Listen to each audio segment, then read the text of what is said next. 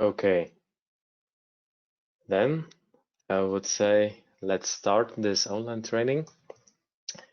I hope you can hear me now and you can see my PowerPoint presentation. Yeah, welcome to our online training, the second part of the series RFEM for students. I'm very happy that you participate to this training. Short information about the organizers and about the people who are who are the presenters of this course. First of all, my name is Daniel. I'm responsible at Dlubal Software for the customer support and also for the marketing, responsible for the e-learning platform where we have a lot of videos concerning RFEM and also other products of Dlubal. Yeah, and concerning the e-learning platform, my colleagues Praxitelis and also Yannick had done a lot of things. Yeah, and then I would say, Praxitelis, could you introduce yourself? Yes, of course.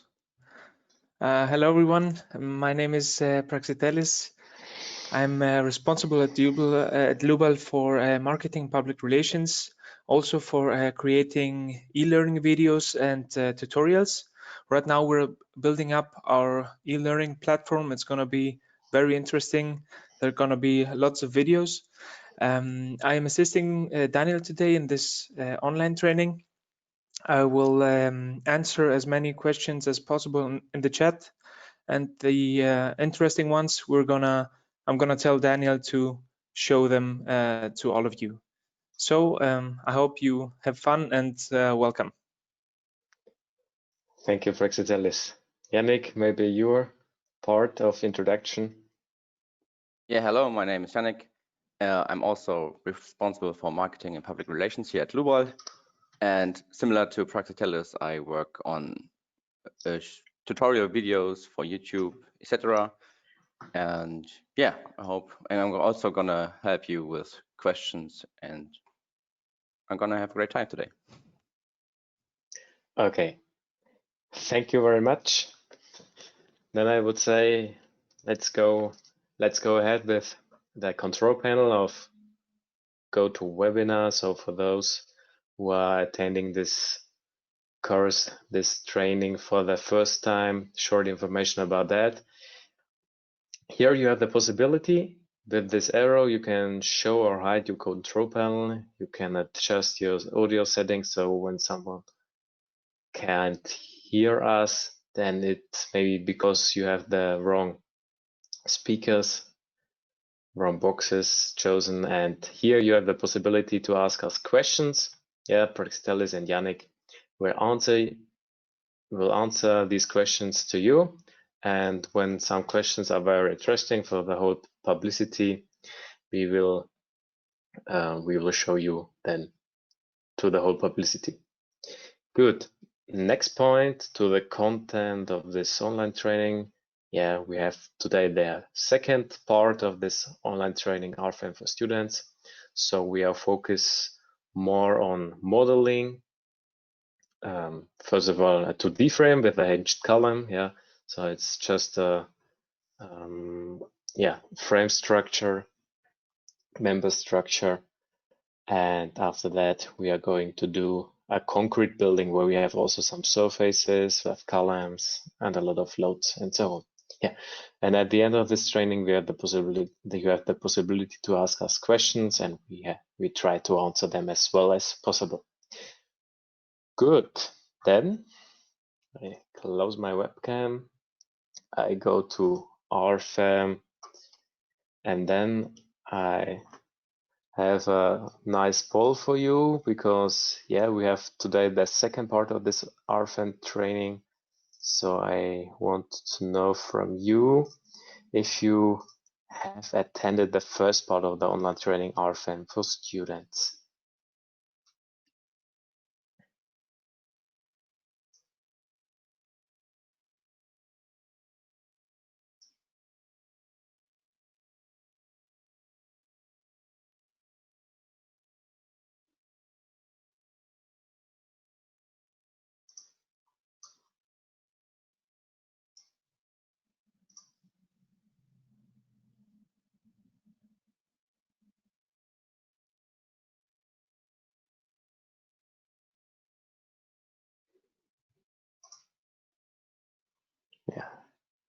70% have chosen, have answered. Maybe we'll wait for the rest. 10 seconds more.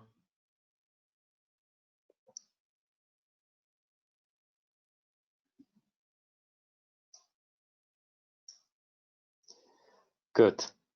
Then I will close this poll, show you the results. Yeah, so here we can see that most of you have attended the first part of this online training RFEM for students, because that's good.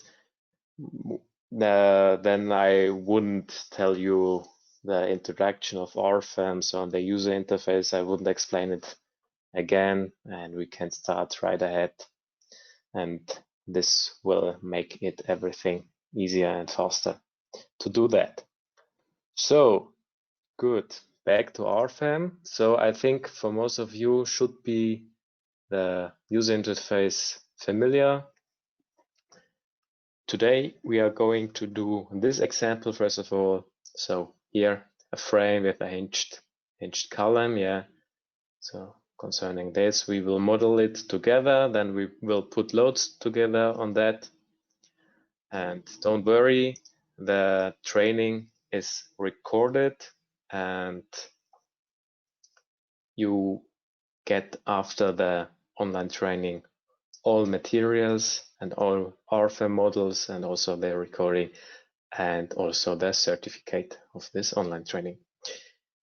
Good.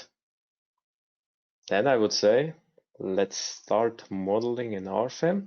So first of all, we create a new model. You can click here in the menu bar on the file and then choose new, or here in the symbol bar, you can choose new model. It's up to you. Both is possible. And yeah, here we put the model name to D frame. Yeah, and then let's choose the right folder. I put it here to examples. Sorry. And then, very important point, we choose the type of model 2D XZ, because this is used for frames and shear walls and so on, because we have here parallel loads. And you have, I can show you after that the boundary conditions. Yeah. So in this case, we have a 2D system. So just vertical and horizontal loads will be transferred. Okay. Then here, classification of load cases, we don't need anything. So yeah, I have here the Eurocode and the German national annex, but in this case, doesn't matter. So you can here choose non-standard, node standard. And my global z-axis is orientated downwards. Okay, then short point about the units and decimal places. For those guys who are using different units, you have the possibility here to change that. If you click here, units and decimal places, you have here the possibility to change the length, cross sections and other things here. But we in Germany, we are using the meters and so on. So I click on OK, then OK again.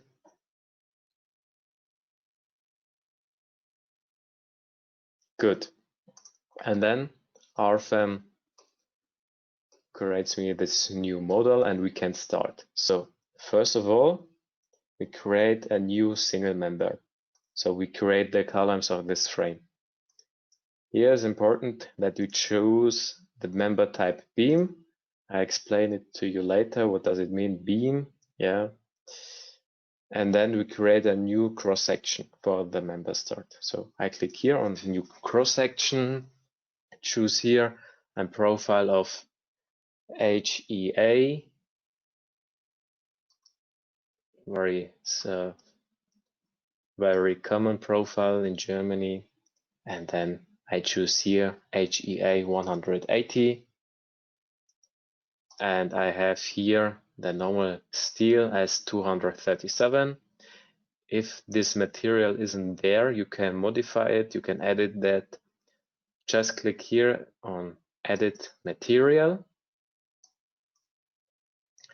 Choose here steel as 235, or open the material library, and then you have the possibility, the chance to choose one of the big material categories.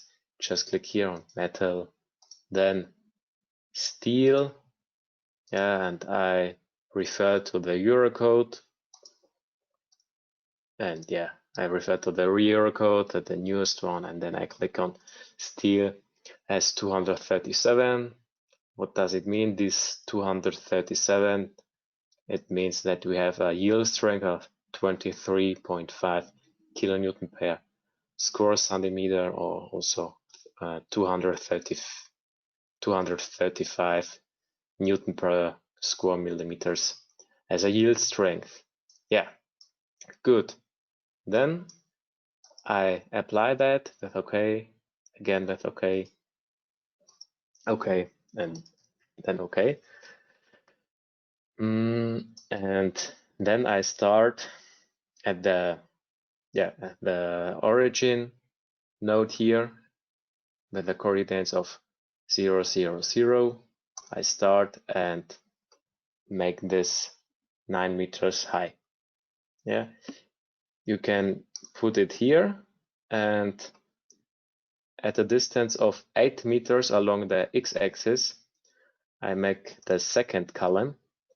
And here you have also the possibility, when you go to a node here, to a grid point here, and you put now the length with your keyboard.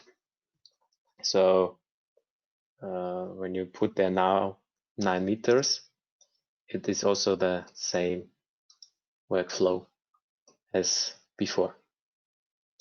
Good. Then the next thing is the girder here along these two columns. Yeah, we have here a girder. Okay, here we create also a new cross section and a new single member. So click here again in the symbol bar, click on new single member, and now we have to create a new cross section.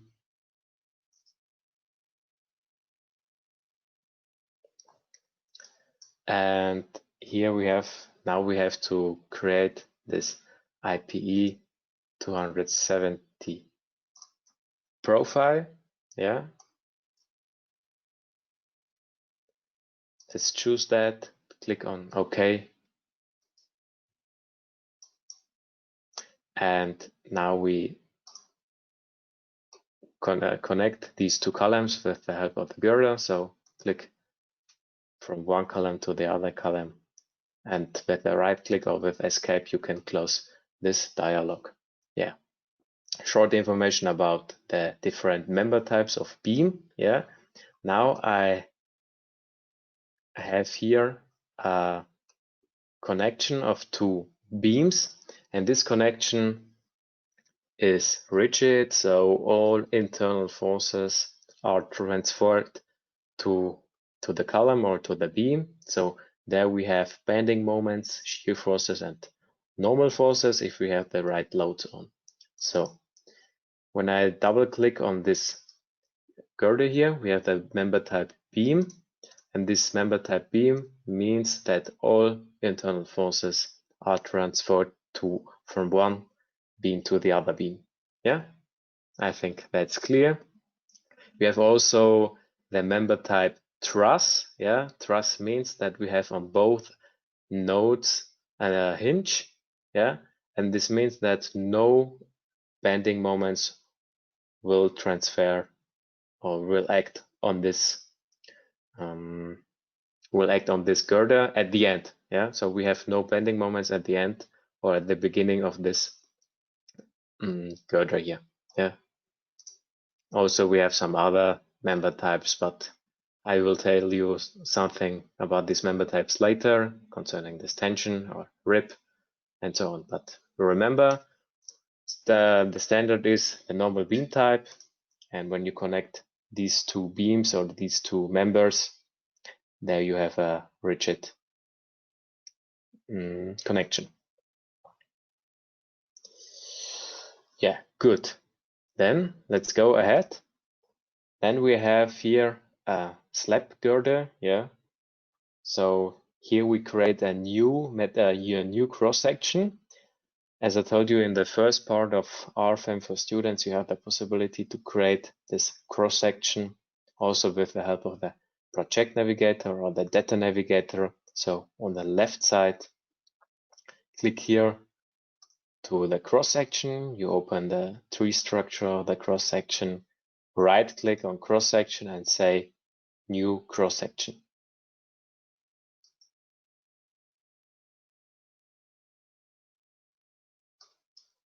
Then we create a similar IPE profile, but this is going to be IPE 360.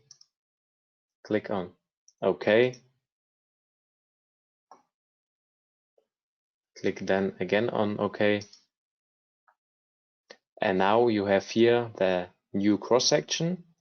And remember, in RFEM, if some cross section or some objects and also maybe some materials, if they are blue here in the project navigator, also in the tables, this does mean that these kind of objects aren't used in this structure here. Yeah.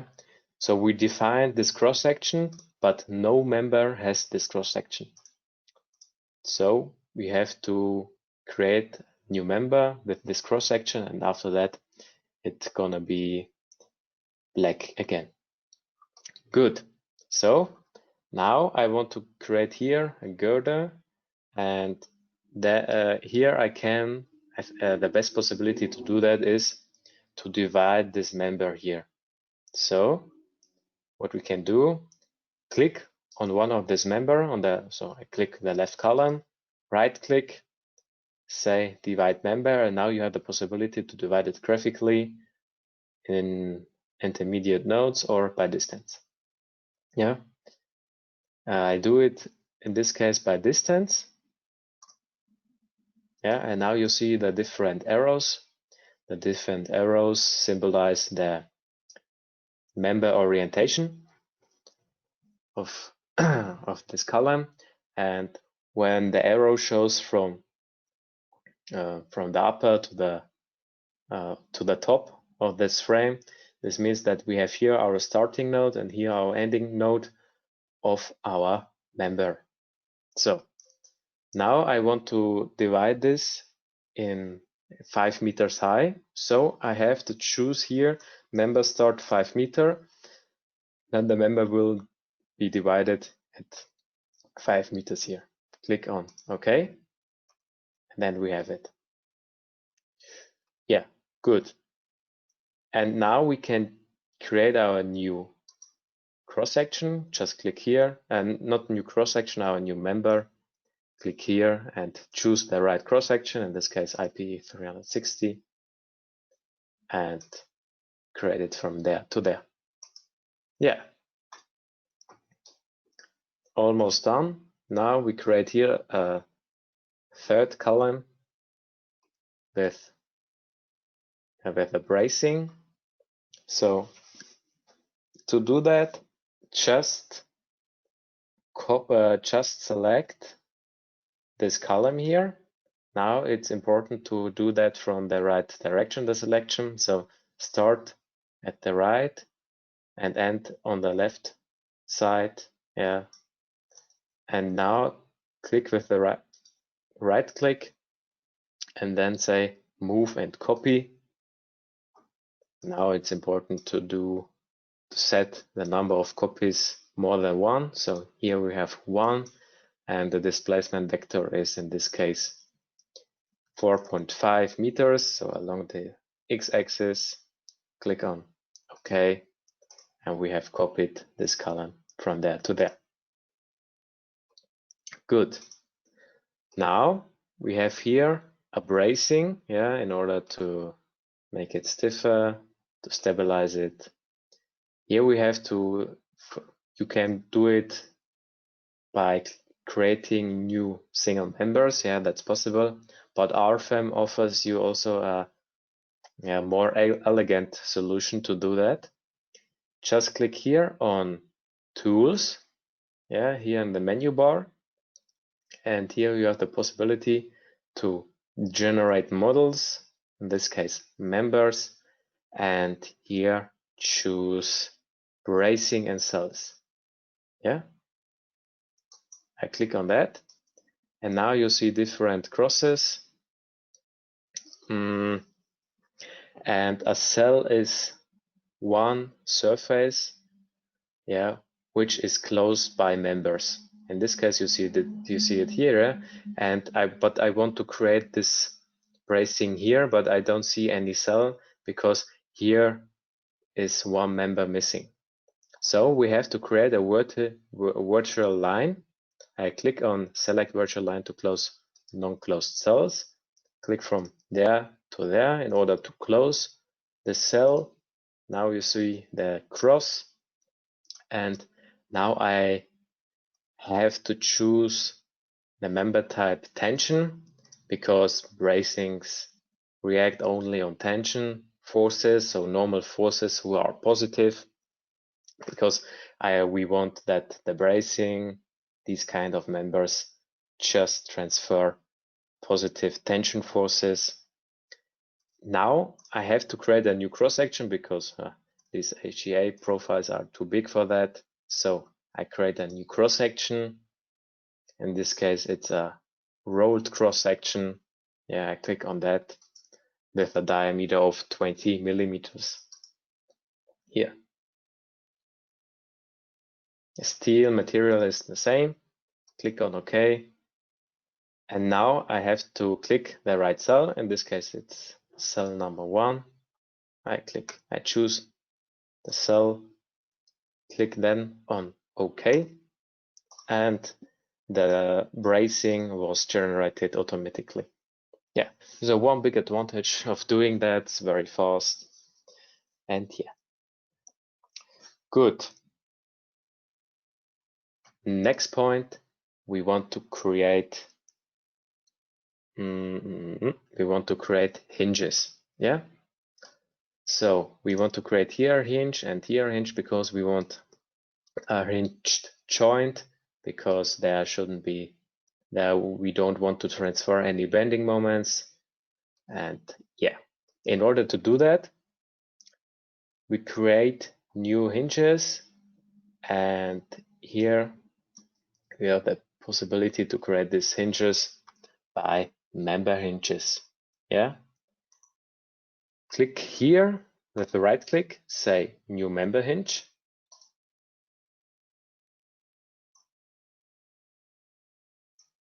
Yeah. And after that,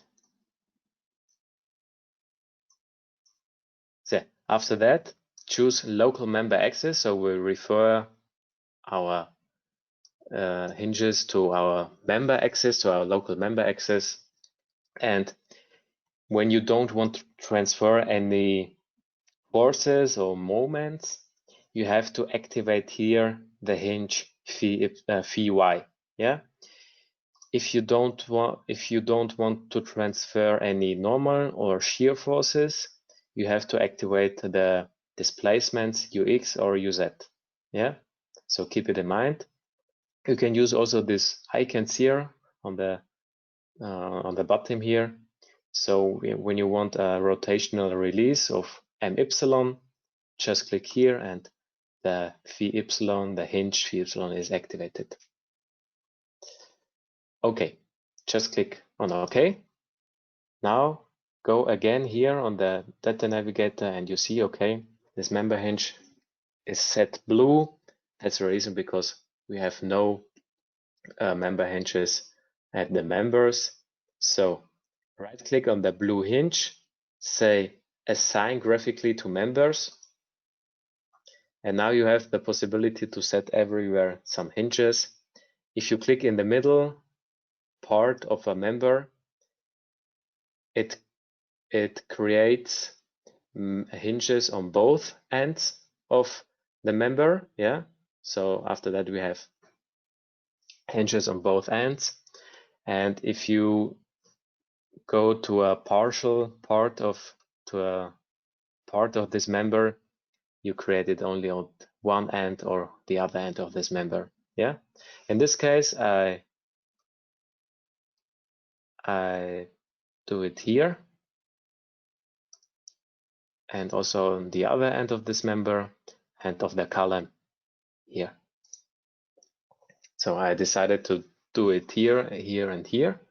Click on OK, and we see here our member hinges. Yeah. Now, to finish that, I create nodal supports here at the columns. Yeah. So I select these supports here, these nodes, create new nodal support. And now I want to show you something. So click here on create new type of nodal support, and a similar window like the member hinges will appear. And here you see the different support conditions and boundary conditions. So what can I see here?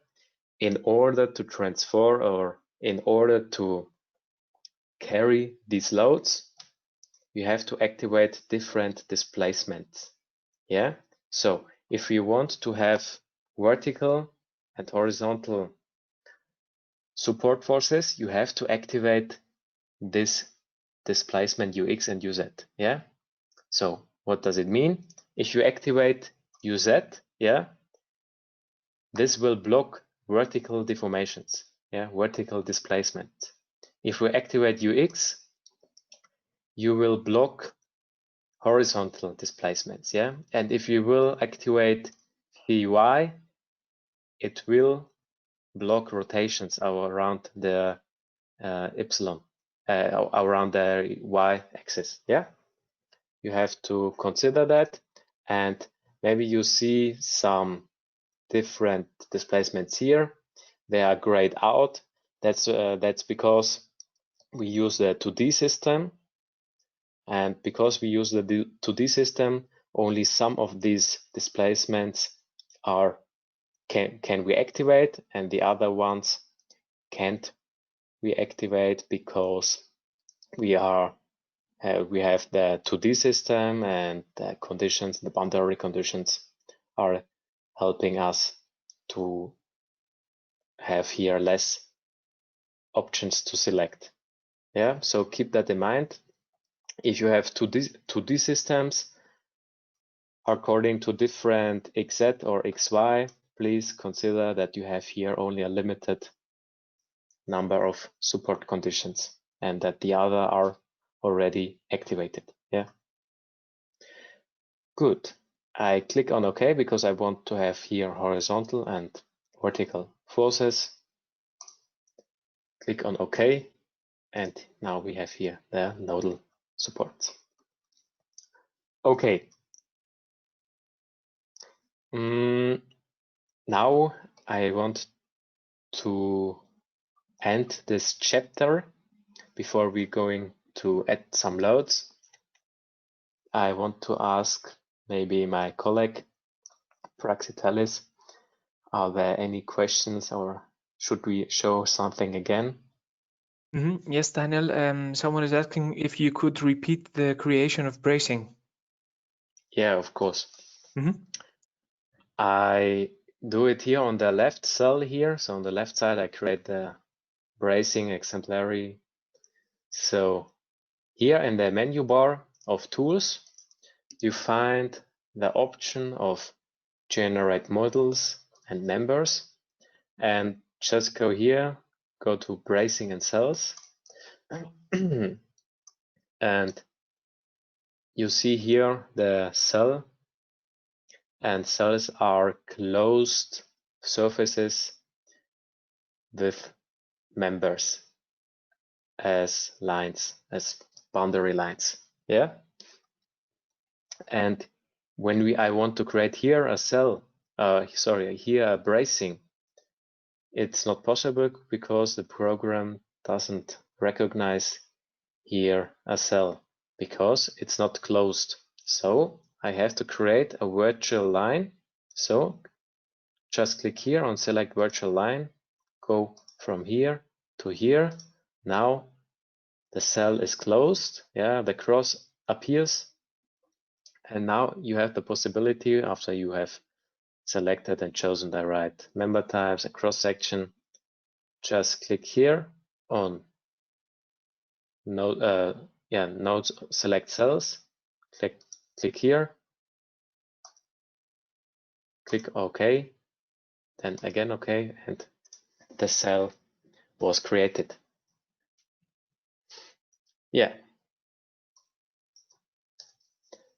Something else, Proclitalis? No, that's it, Daniel. You can carry on. Okay. Yannick, something from you? No, all questions are answered, so it's fine. Okay, thank you. Yeah, good. Let's go ahead. Now we are going to create our loads. First of all, before we create some new loads, we have to define new load cases. Yeah, so let's click here on new load case in the symbol bar.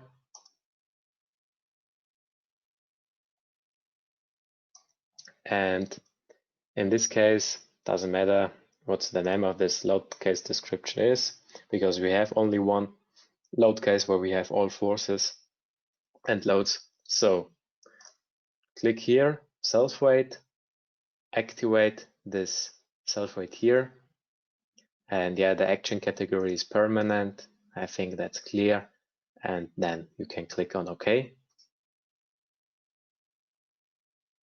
Yeah, and then we are going to create vertical loads. So in this case, we have to use member loads.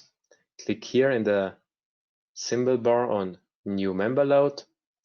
Attention, do not use new line loads because new line loads are just for surfaces, yeah, and member loads really for members. So click here on new member loads.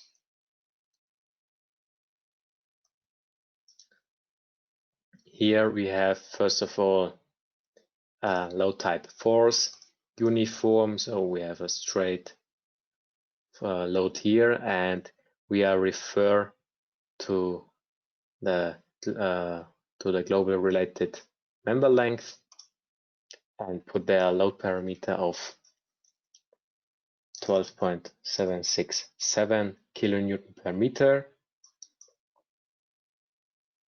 Click on OK and choose here the first girder, so the upper girder, and then the slab girder. Yeah, with the right click, I close this adding of loads, and I want to edit, to modify these values of loads. So I click on one load, press my control key on my keyboard in order to add something new to my selection. Again, press control key on the keyboard, then press the other load, and then with the right click, I say edit member load. And here I give a new load parameter of 68371. Click on OK again. And then I want to create horizontal forces, in this case in the global X direction. So I can choose here the members. I choose it like here. So I draw my selection window from the right button to the left corner. Then I press again the control key in order to add something new to my selection. And with the right side, I do the same with the right columns. Yeah, now I have 4 columns chosen, so 4 members. Then I can say, okay, new member load again. And you see, okay, on member numbers, I see the member numbers of those members I have chosen before. Okay, and now it's important to click here on XL because I want to refer to my global X direction and say global load parameter is 4.32, so as kilonewton per meter. Click on OK. And now I want to change it again afterwards. Yeah, so click on one member load here on the right side, then press again the Control key, and then right click, edit member load, and then we will put there a value of 2.7 kilonewton per meter. Good. Now, last point, we have here nodal forces, single forces. So select here these nodes at the top of this frame, or you can do it like that, the same, and then click here on new nodal load and enter there a value of 40 kilonewton in the vertical PZ direction. Click on OK. You see now the vertical loads, and then the same thing for the slab girder here. So click here on new nodal load.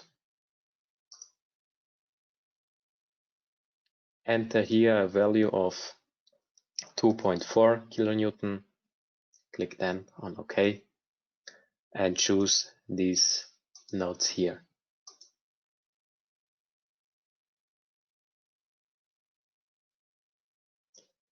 Good. I think that is everything. Now you can calculate this whole frame. Just click here on calculate all.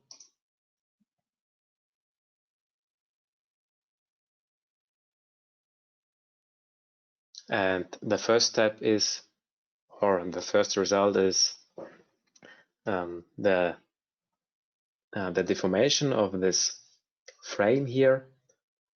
When I jump to the display navigator here, so the second tab of the navigator, and scroll down to the results, I can activate a nice deformation of the members. Just click here on the area of deformation, then members, and then say, okay, the cross-section colored, yeah, and then you see a nice deformation of this. I can recommend also to deactivate maybe the ISO bands, yeah, so the separation lines. Just go here under type of display and click on separation lines. Yeah, and you see it now. Good. Then I go through to the results. So first of all, the deformations, yeah, you can see it in different direction. So UX, UZ, and VY. And then also the members. So here in this case, the bending moments. So MY, shear forces, VZ, and the normal forces N. Yeah. And also the different support reactions. You see it here. Vertical forces, horizontal forces. And now, important point. You see here the bracing. Only one brace is shown as a result, and that's because one of these members got compression forces, and that's also the reason why this member doesn't react Yeah, because we have the member type tension, and these kind of members react only when they get tension forces. And tension forces are normally positive normal forces, like in this case. Yeah. So, and when we look to the bending moments, we see here also at the hinged joints that we have here 0 bending moments of this girder here, the same here, and also here. Here in that column, we don't have any bending moments, just normal forces. Yeah, so much to that topic. Okay, Praxiteles, any questions? Yes, Daniel, there is one question. If we add a lateral load, one bracing member is under tension and the other is under compression, how to model that type of case?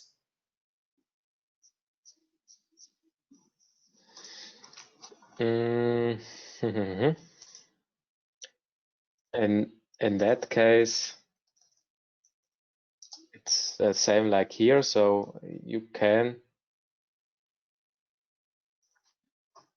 So you see, okay, if you add lateral load.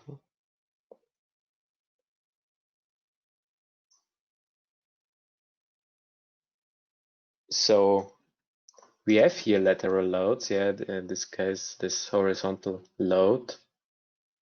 And normally the tension members, so in this case, the bracing, act only if they get tension forces. And if they get compression forces, like here in this case, this kind of member, they doesn't react, they doesn't act on that building. Yeah. Okay, so another one is if you could explain bracing force distribution. Bracing force distribution. Why? Okay. Yeah, just okay. I understand. Okay, look. So we have here 2 different member types, yeah, and the member type of tension, yeah, this is a specific type of a specific member type, and this will cause a nonlinear calculation of RFEM because these kind of members react just by they react only if they get tension forces, yeah, and tension forces are normally positive normal forces, like here in this case. And after every calculation step or iteration step of RFEM, the program or the whole structure see, okay, if some of my members get normal forces, and then the normal forces are divided by positive or negative normal forces, and when one of the bracings, one of these members here, one of these tension members get negative compression force, so negative normal force, it will fail, yeah, and doesn't have any impact on the structure, and just this bracing is activated and will carry or transfer the loads and get also normal forces, in this case positive normal forces, so tension forces, yeah. And that's also the reason why in the reality all buildings get bracings on both sides. So I have here this bracing and then I have here this bracing, yeah. So this bracing in that side and this bracing from that side. That's because you don't know on which side the wind loads, especially the wind loads, are coming from, yeah. In this case, we make it very easy. So I know because the structure, the deformation of the structure is along the global x-axis.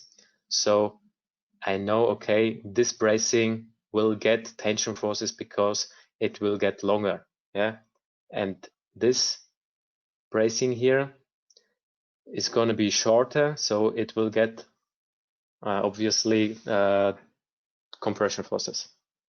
Yeah. Good. Okay, that's from me. You can continue. Yannick, anything from you? Yeah, one question that just came in was if these values can be used for design purposes. Again, could you repeat the question? If these values are for the design purpose, usable for the design purposes.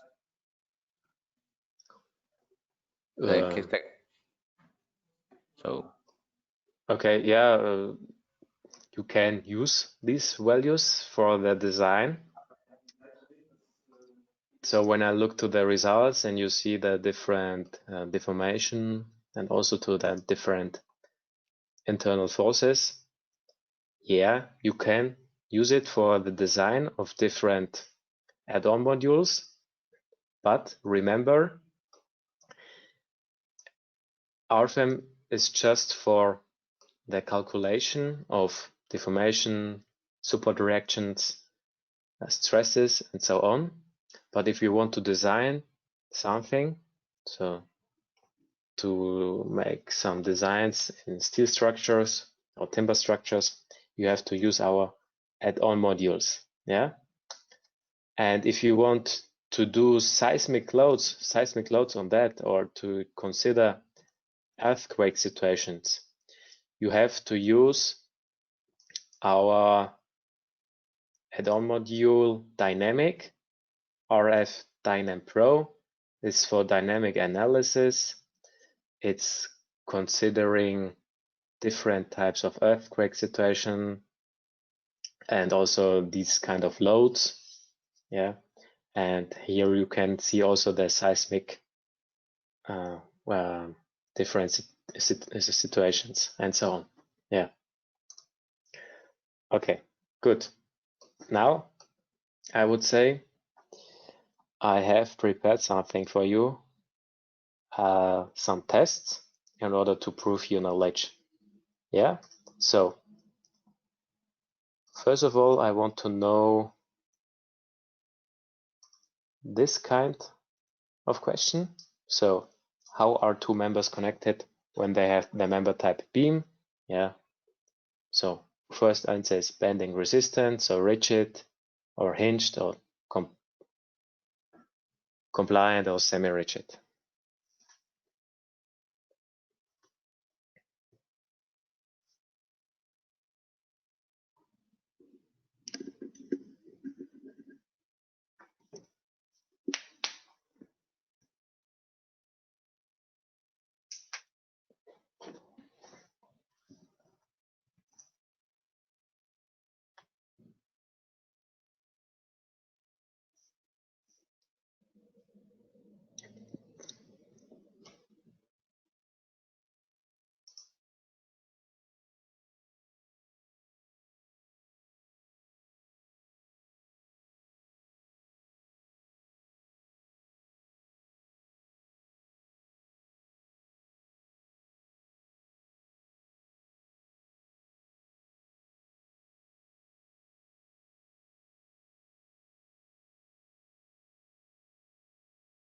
Okay, I close this poll and I show you the results. So most of you were right, yeah. So when I connect two members, they are connected as a rigid bending resistant joint, yeah. I can, and hinged. This is only possible when I have the member type truss, yeah. So then I have on both ends hinges, and semi-rigid. I show it to you now. So when I go here, so let's take this corner here. This is a bending resistant joint, so rigid, so all internal forces are transferred. And this is a hinged connection, a hinged joint, and you have to have this member type beam.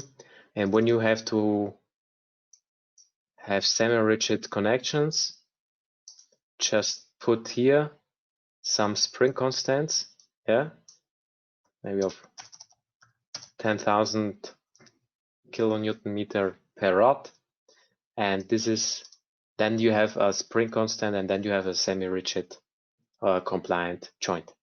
Yeah, and when you do that, you see it here at the different at the different hinges here. Yeah, but I will undo that because I don't want to have that. Okay, good. Then the next question is,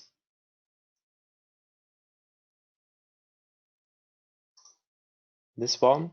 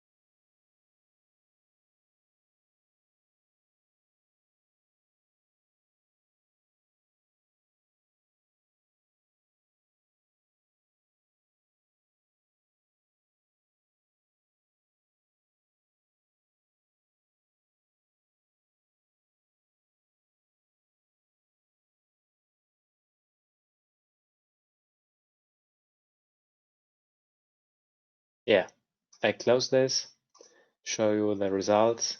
Yeah, of course, at a 2D system, the deformation and rotations of the boundary conditions are partially blocked. Yeah, that's true, because we have only the vertical and the horizontal forces to carry on. Yeah, and that's also the reason I can show it here, the nodal supports again. So you see here, because we are here in the 2D system, when you added the conditions of this nodal support, you see here, okay, here are some restraints and support displacements and rotations already blocked, and that's because why we are in the 2D system. Good. Then one important point is, one tip for you is maybe in RFEM you have the possibility to summarize different members. Yeah, so if you have here this column here, this column is normally as one column.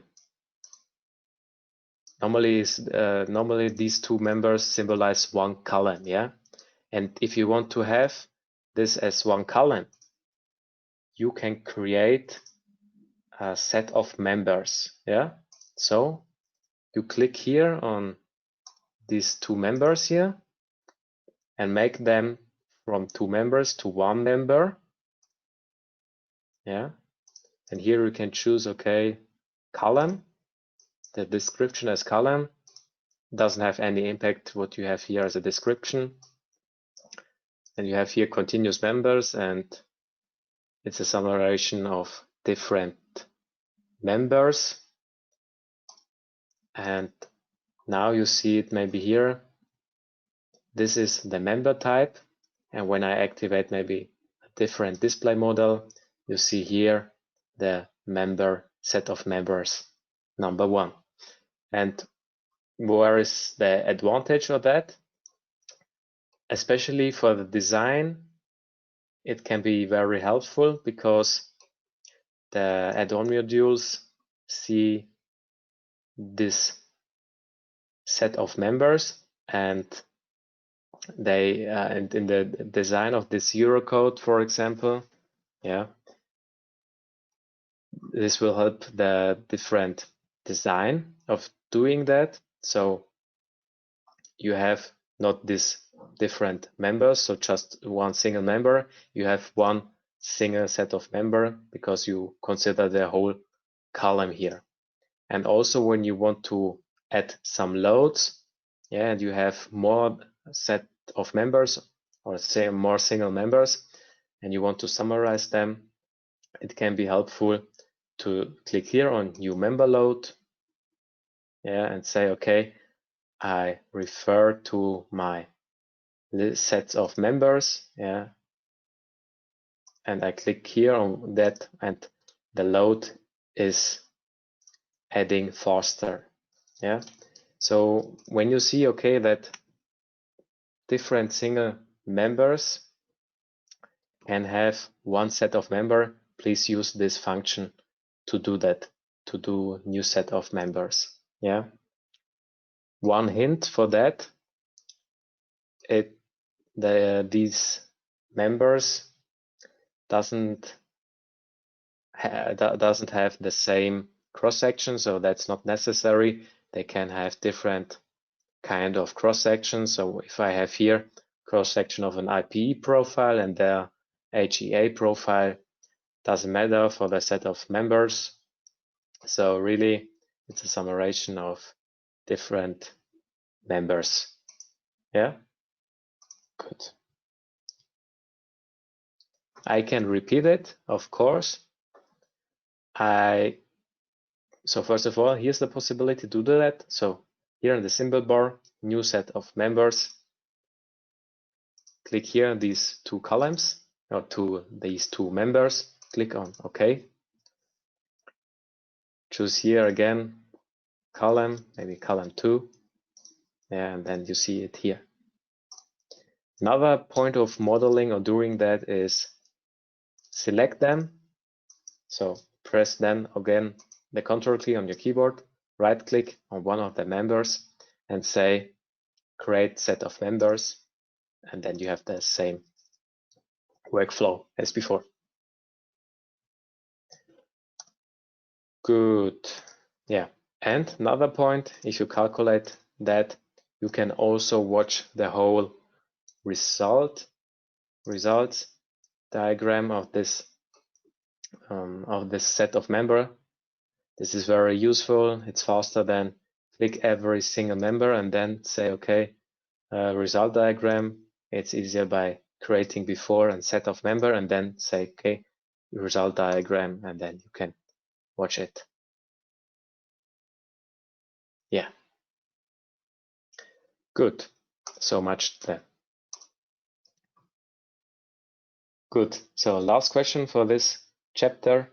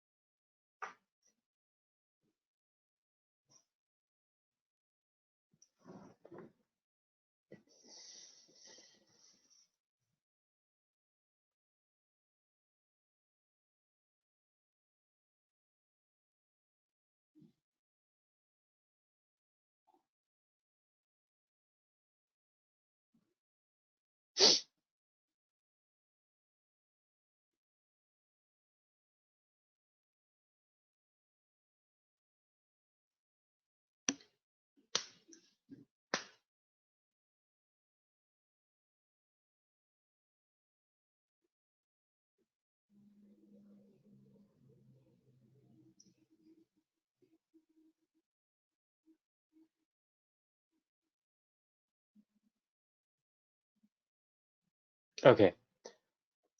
I will close this poll here. Show you the results. So what are sets of members? The first answer is correct, yeah. So they must be understood as combined members because they can be, they aren't depending on the same cross section, yeah. So you can have here different types of cross sections and you can set them also as set of members, yeah. So the set of members aren't depending on the cross sections. So they are understood as combined members. Yeah. Good. Then next model to doing that is now the concrete building. So again here on file or on new model, I create new model and I say types of model 3D.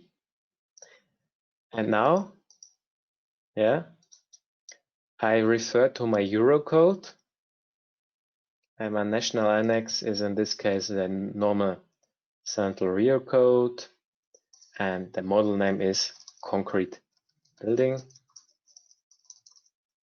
I choose the right folder to save that, and my orientation of global z-axis is downwards. Click on OK.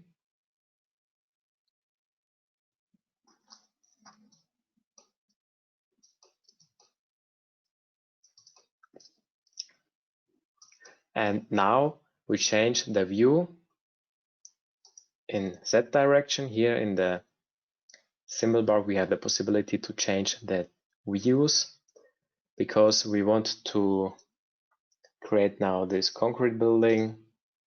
I show it to you now.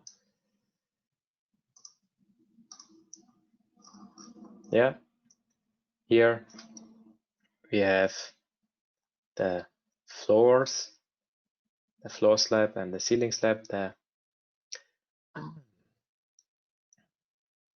Also the different coordinates, no problem. I will make it very easy and slow that you can add it. Okay, good. Let's go ahead. So first of all, we create these nodes very easily by the help of the table here. So first of all, I have to check my coordinates. So now we can start. Okay, first of all, we create here now different kind of nodes. You can do it here very easily by the help of the tables. So click here on standard. With the help of the tab, you can jump from one cell to the other, and click here on X is 0, Y is 0, and Z is 0. Yeah, and with enter, you jump to the next row. Good. Now here the next node has the coordinate of 14, 0, 0. Next row is 0, minus 12, and 0. And the next row is 14, minus 12, and 0. Good. Now look to the coordinates. With the help of these corner nodes, we can create a new rectangular surface. We can do that. Just click here, new rectangular surface in the symbol bar, rectangle. And here I have the material concrete C37. You can edit the material here, open the material library and choose the right material. In this case, we have concrete, normal concrete, and I refer to my Eurocode and I choose concrete C37. 37 means that we have a characteristic cylinder compressive strength of 30 Newton per square millimeter or 3 kilonewton per square centimeter, and the 37 refers to the cube compressive strength. Okay, click on OK. And we have a thickness of 200 millimeters here for the bottom slab or the bottom floor. Click on OK. And now we click here on the origin node and draw our rectangular surface. Good. Now the next nodes are again here in the tables are 0.5 minus 0.5 and again 0. And now we see here one node, and with the help of this node we can copy the different additional nodes. So click here with the right click,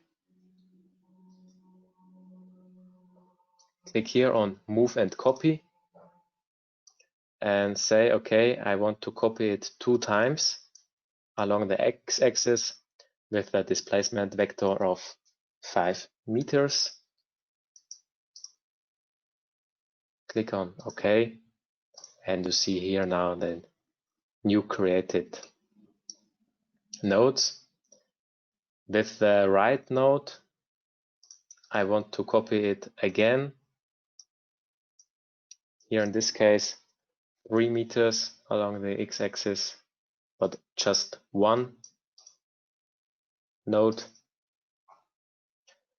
Yeah, now I have these nodes, and now I want to copy it against the global Y direction. Click here on the right click, say move and copy again. X direction is in this case 0. Y direction is -4. Number of copies is 1. Click on OK, and we've copied that 4 meters against the Y direction. So now choose the third node here in the second row. Click here again on move and copy, and this node has a displacement vector of delta y of 4 meters. Click on OK, and now we've already done.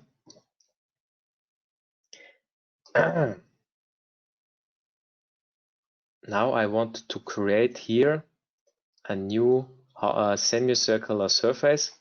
I show it to you again.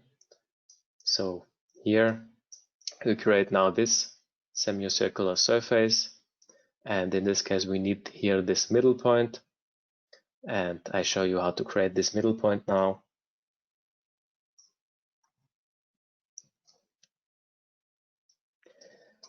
So click here on this line, say divide line, in this case distance by distance, and say okay, because here we have our line orientation, so it's from down to upward. I refer from the end of this line, and here I say 4 meters. I click OK. Now I see here this new created line. And now RFEM offers you a solution, possibility to create also nodes when you choose 2 different distances. Yeah. When you click here in the symbol bar, not on new node, but on node between 2 points, you can choose 2 different points, and then you can set the different division of that 2 nodes, of the 2 points, and create a new node. So again, I click here on a new node between 2 points. I click these 2 points here, and now I want to create here this node in the middle of them, and I can say okay, should be divided by 50% or 2 meters. Click on OK, and I have here this new node. It's very helpful to know this function. Now I can create the semicircular surface. I click here in the symbol bar to new semicircular surface. The thickness is the same as before. I click on OK. Now I click at the middle point and go to the upper to the node here. Yeah. Now we created this semicircular surface and also this rectangular surface, and now we can copy it against the global z-axis 3 meters high. Okay. Select everything. Yeah. Draw a selection window. Right click on that. Click here on move and copy. Set the number of copies to 1 and the displacement vector to -3.25. Click on OK. And then you can click here on the isometric view, or by holding the control key and the mouse wheel, you can rotate the whole structure here. Yeah, and you see now also the slab surface and the bottom floor. Good. Yeah, one important point, in order to create here an opening, you have to have one surface, one combined surface. And here we have 2 surfaces, so it's not possible to have here 2, so one opening along 2 surfaces. So I show you this PDF file again. We want to create now here a hole, here an opening, and because we have here 2 surfaces, we have to create one surface. So in this case, it's very easy to create it. First of all, I delete this line here. Yeah, just click on that line and then click on delete on your keyboard, or click here on delete line, has the same function. And then there's a big solution, big workflow, big help for you. When you have here the boundary lines, you can create easily a new surface. So go here again on the creation of new surfaces and click here on select boundary lines. Here in this case, I create 300 millimeters as thickness and click on that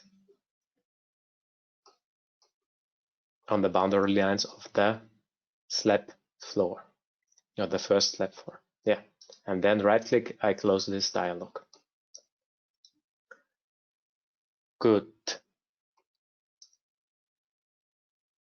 So next point or next step is the input of different walls here. Yeah, and the walls have, similar to the surfaces, to the slabs here, also boundary lines. In order to create a surface, you need at least 3 lines as boundary lines. Yeah, so we want to create now the boundary lines of the walls. So click here the left line of this structure here. So the upper line, click here on right click, divide line, and now by distance.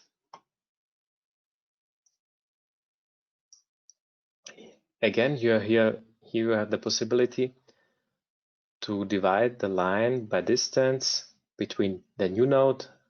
Yeah, and I refer to the starting node here, to the line start, and divide this line here because my arrow shows downwards.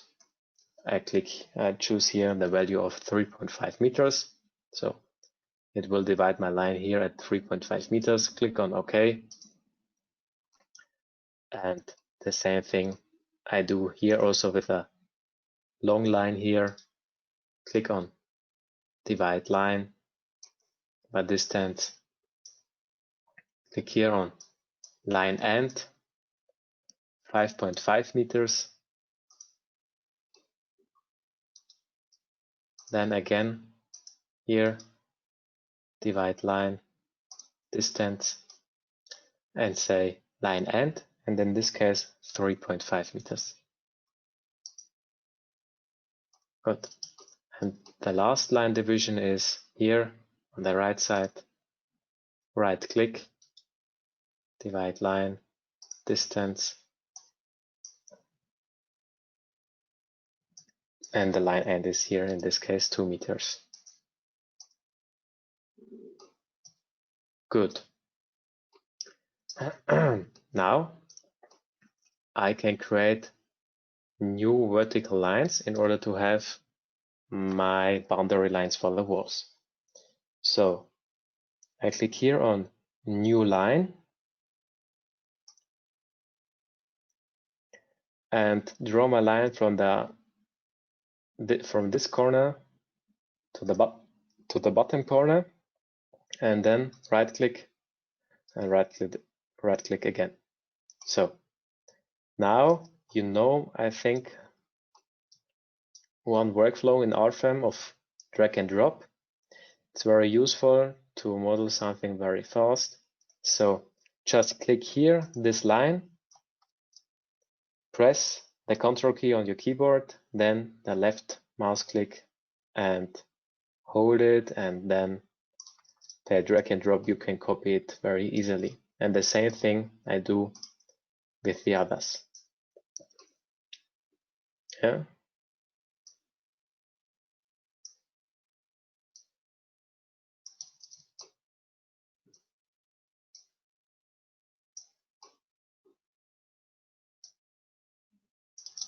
So I copied these lines from the nodes I have created before. And now I have different types of boundary lines. Yeah. Now I can make my walls and my surfaces. So click here on, click here on new plane and select boundary lines. So create new surfaces.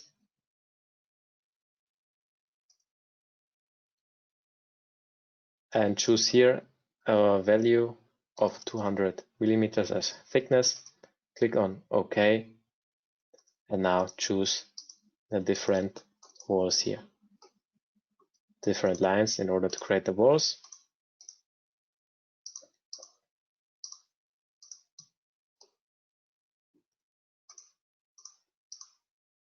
Yeah. So, and these types of walls are plane surfaces. So they are lying in the plane.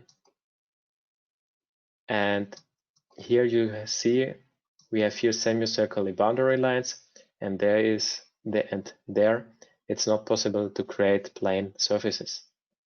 Here we have to use this quadrangle. Yeah, you find it here at the symbol bar on the quadrangle general four-sided surface. So remember, if you have not a plane surface, or you have some boundary lines who are not lying in one plane, you have to use this quadrangle in order to generate or to create a surface. So click here on quadrangle general four-sided surface. We have the same thickness. Click on OK and choose here this, and choose here this boundary lines. Now I want to copy here this wall from there to there, also with the help of drag and drop. I can easily copy it from one side to the other. Okay, good. Now it's time for questions. Good. Praxiteles, Any questions? Yep, answer? Daniel. Someone is asking if you could repeat creating a node for the semicircular surface. Of course. Maybe it was a little bit too fast, but I can create it. Of course, that's no problem.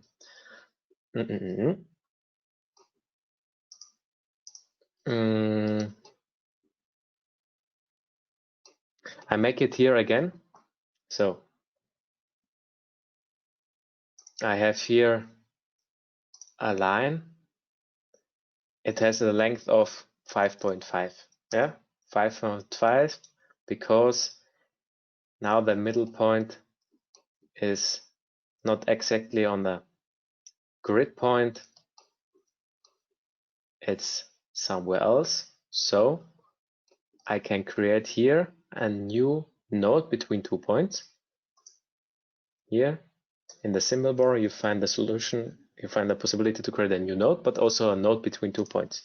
So I click here on that point and on that point. And now I can say, okay, where I want to divide this, where I want to create this node. Here you can enter the values of distances. Click on OK. Here you see now the new generated node, and then you can click here on new surface and click here on semicircle, click on OK, and click here the middle point, and now you can create this semicircular surface here. Yeah. Okay. Okay, that's it from me. Yannick?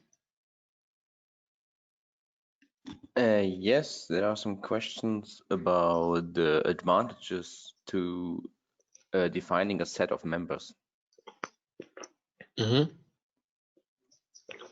There are some there are a lot of advantages. So first of all, the load. So when I want to add some loads, wait, I have to look it up.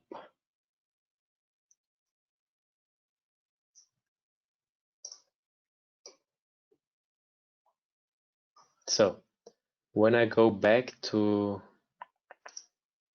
the 2D frame, so first of all, here we have our set of member. One advantage is that you can combine different members to one member, yeah. And when you want to add some loads, you don't have to pick or to select every single member. You can just click here on the set of member, and every load is going to appear here and will also act on every single member. So that's one advantage. Second advantage is the showing of results. Yeah, if you have a really long hall, for example, and you want to see the results, you have to click every single member. But in this case, might I make it a little bit bigger, the member diagrams? You can click here just on the member and select here result diagram, and the result diagram of the set of members shows you all included members. Yeah, that's the second advantage. And one of the third advantage is when you do some designs in our add-on modules, it's better to have an overview about the designs of the set of members, because when you do a design in one of these add-on modules, the program takes every single member, and if you have maybe 1,000 members, it isn't a good overview about these designs. It is a better overview if you have a lot of members included in the set of members. And the design is after that also a little bit better to have a better overview of that. Yeah. And I can show you also another big advantage of them is also, right, you can refer also to our online handbook.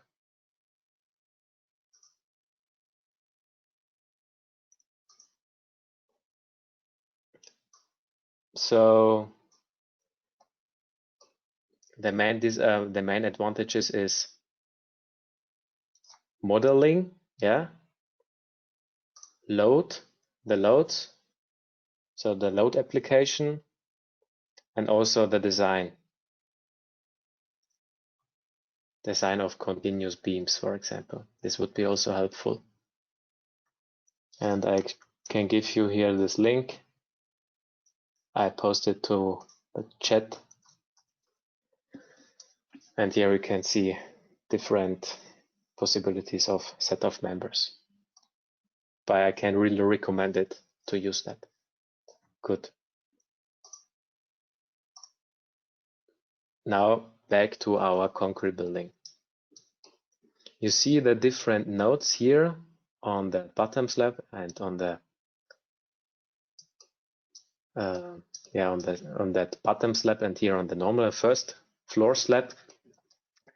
And what we're going to do now is adding some columns here.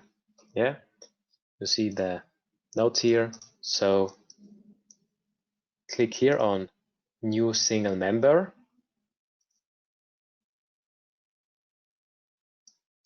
And create here a new cross section. Create a new cross section and click here on rectangular. So rectangular, massive parametric solid cross section.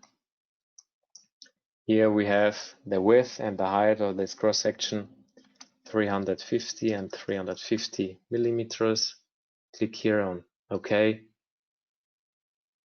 The material is concrete, the same concrete using for the slabs here. Click on OK. Again on OK. And draw from this node to this node. And now we have one column created. And now we can copy it very easily, again with the help of drag and drop. So click on that column, press the Control key on your keyboard and copy it from one to the other node. Yeah. These members are beams, yeah, so they have the member type beam, so they have their rigid connection, rigid joint, so there will appear some bending moments. Good. Then rotate your window so that you can select all columns at once. So in this case, it's important to draw the selection window from the right to the left corner. And now press Ctrl key again and copy it from to the next node.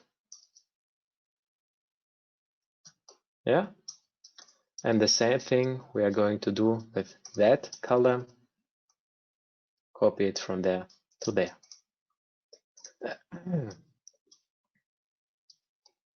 Good. Now the basic of this concrete building is already done, and now we are going to add some windows and also a downstand beam. So the next step is that we insert here a downstand beam. Remember, in RFEM, every member has also lines included.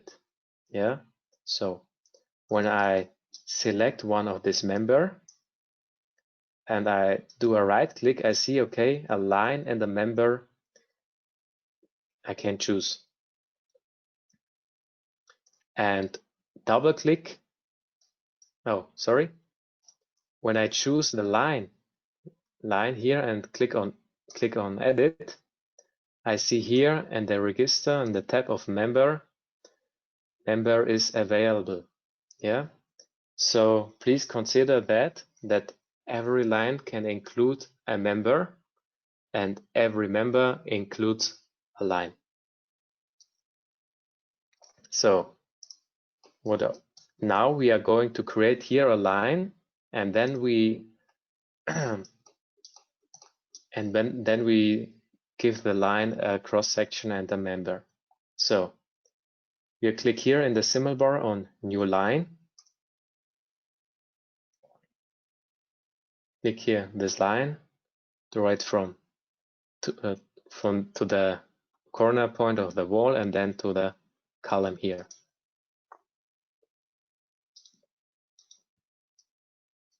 Now we select the line, also with the press Ctrl key.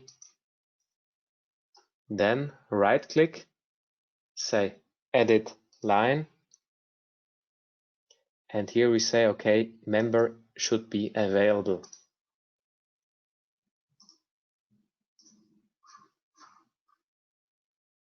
Good. And here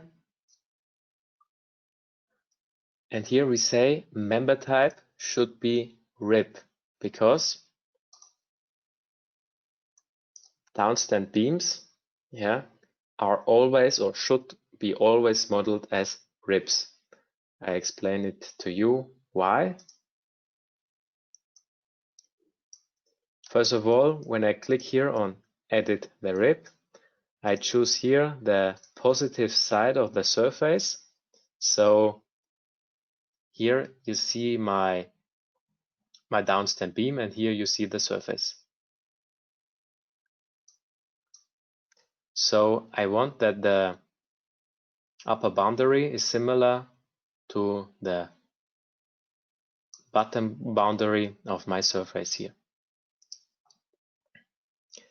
First of all, integration width of my side 1 should be this surface here.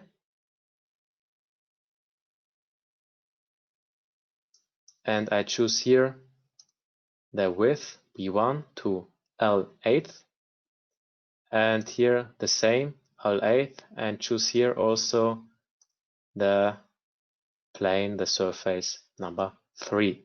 So what can I do with the RIPs? For what are they good and useful? The RIPs are very important in order to calculate the internal forces in consideration with the surface results in order to have the right results. So for RIPs, the internal forces are determined according to the requirements of concrete design. Yeah, and the stiffness member, or the stiffness of a RIP member results from the member height, yeah, from the member height, and also from the surface thickness due to the effective widths, so to the integration widths, and therefore the internal forces of a RIP member include the member forces, yeah, but also the internal forces of a surface, yeah, integrated with the help of this integration widths, yeah. So keep that in mind. So every time you model a downstand beam, please use the member type RIP. Yeah. Good. Then I want to change the cross section. Here I click here on create new cross section on member start. I click here on solid cross section and give here a value of 200 millimeters and 150 millimeters as a height. Click on OK. Again on OK.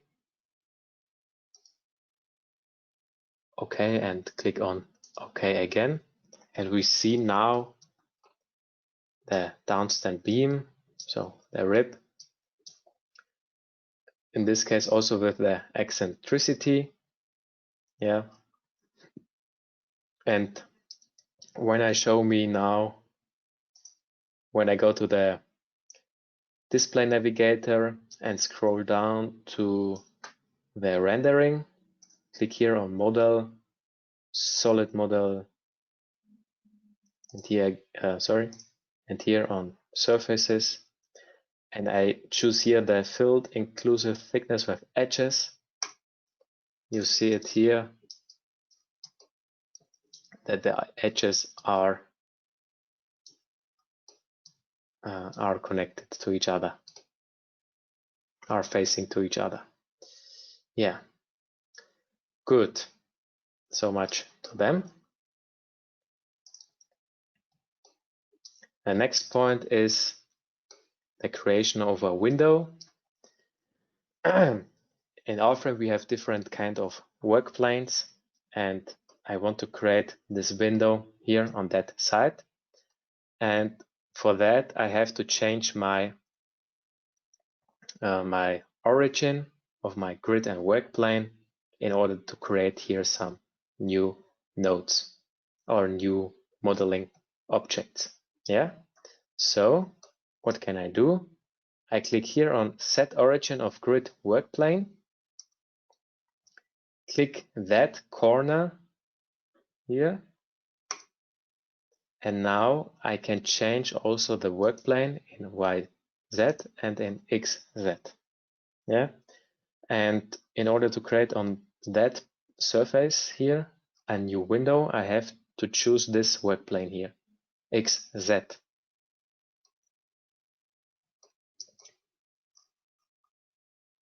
Now I want to create new nodes.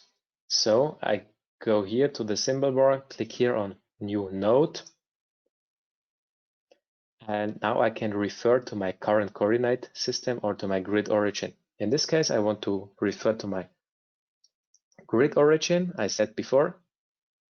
And I enter here the value of, I have to look it up, of 5, 0, and minus 2.5. I can jump from one cell to the other with the help of the tab key on my keyboard. Click enter, and with the pressed shift key and the tab key, I can jump back to the other cell in order to enter something. Here I click for the second node 1.5 as X and 0 and minus 1 and click then enter. Yeah, you can see the different types here. You can see also X and this, I don't know the English word for that, X, and here you see the current coordinate system, the normal X and this X. There are differences. Good. Now I can create easily the opening. Create here rectangle opening next to the surfaces and choose here these two nodes, and I've created this opening here. Okay, then I preset my set of origin back to my original coordinate system and change the work plane to X, Y.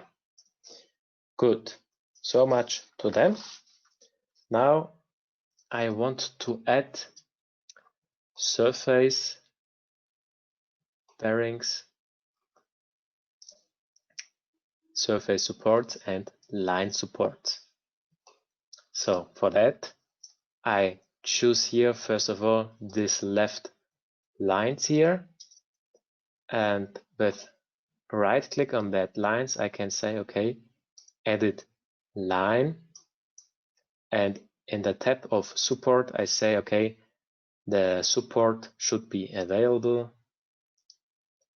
and I want to modify them. I want to create new line supports, and here I have the possibility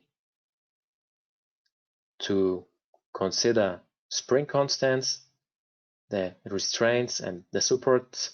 As I said before in the first example, you have to activate these kind of supports where you want to have no displacements or no rotations. Yeah. In this case, it's okay if I have only vertical forces. So I deactivate the UX and the UY. I say okay, apply it again with okay, and I see here additional line supports. Good. And the same thing we are going to do with the surfaces. Yeah.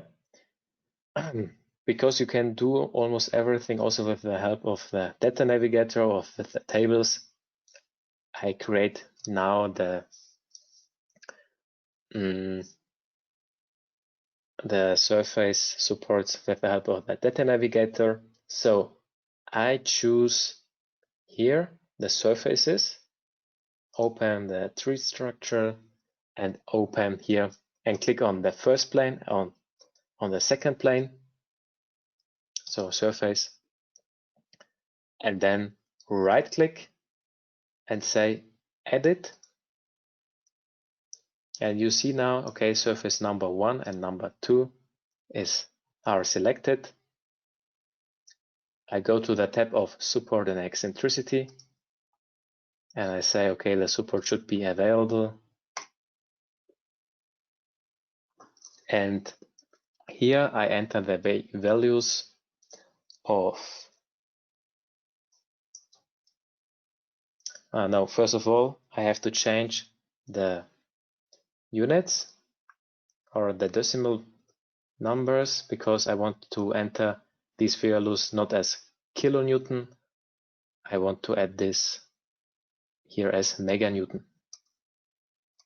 I click here, supports forces meganewton, click on OK.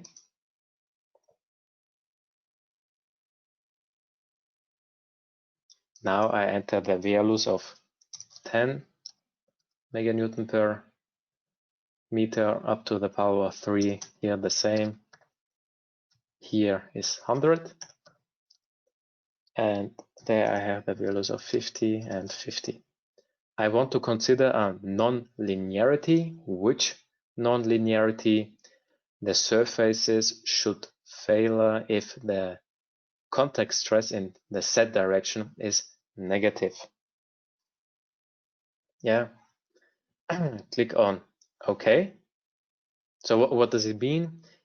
If I have negative forces, so contact stresses in the z direction, it will failure, so it wouldn't calculate, and you will get a non-calculation of this structure here.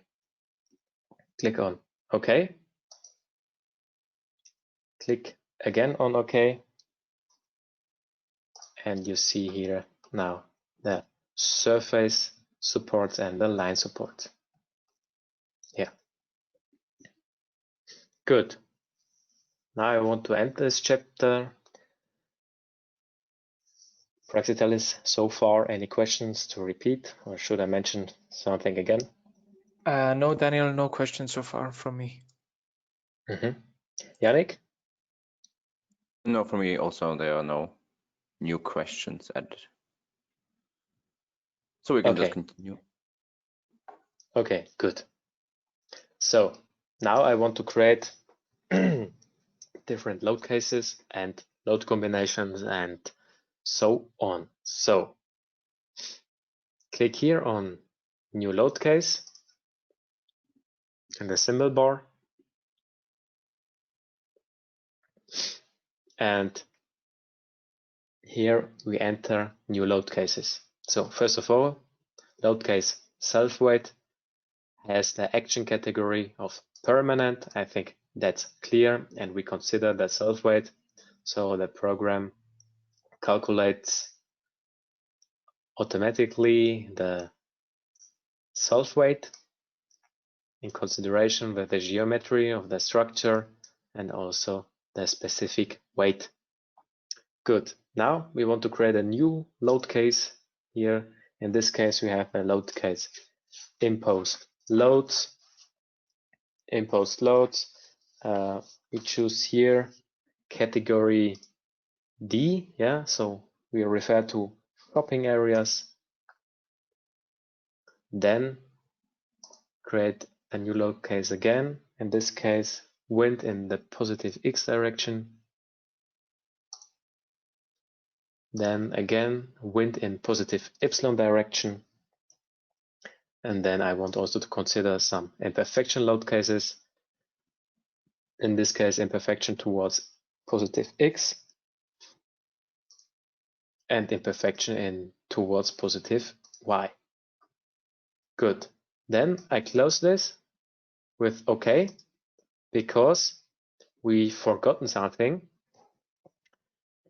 With the right click on the project here or on the model, right click here on general data, and we have forgotten to create here combinations automatically.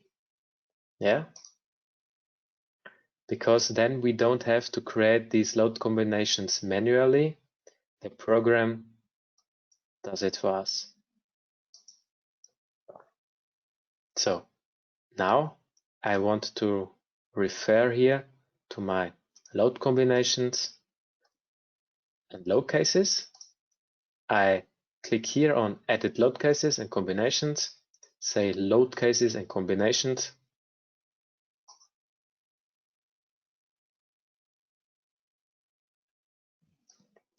And now we have here more than 3 tabs like before. So the second tab is actions. Yeah, so look at the action category. We have different actions. We have here permanent, imposed, and wind. And when we jump to the wind action, you see here simultaneously, differently, and alternatively. What does it mean? If I have this activated, so the wind actions are set as alternatively, this means that these two load cases aren't combined with each other. Yeah, so load case 3 and load case 4 will never be combined together. Simultaneously would mean that they will combine every time together. Yeah. Differently, if I have more than different load cases with the action of wind, I can set them as groups, and each group will exclude each other. Yeah. But in this case, it's the same effect when I have this alternatively. Good. Next step, combination expressions. Here you can see the different design situations. So you see here the partial factors when you want to create a load combination, and also the coefficient factors. Yeah, good. In this case, you see also the different ultimate limit states, yeah, or the serviceability states. Here you see the ultimate limit state, so permanent, transient, and also the serviceability state. Yeah, in this case, I don't want to have this serviceability. I'm only interested in the ultimate limit state. So I click here on don't use. Yeah, they are grayed out now. I'm also interested in the ultimate limit state. And because we have here imperfection load cases, yeah, so imperfection towards positive x and positive x, positive y direction, we can here set some, do some settings for the imperfection load cases. So click here on settings for imperfection load cases, and now deactivate here, remove all load combinations without imperfection, and also remove coexistence. But activate subject to specific load cases, because when I have this imperfection towards the positive x direction, I don't want to have a combination with the wind direction in positive epsilon direction, because this would be a bigger advantage, and I want to have these kind of results who are really important for me. Yeah. And then, so I say never with load case wind in positive y and wind in positive x. Yeah.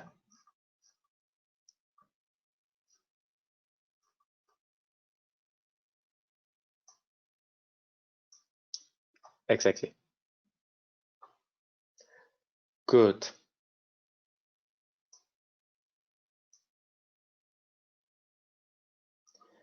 Good. This is an important point to have to consider that. Then I jump to the action combinations.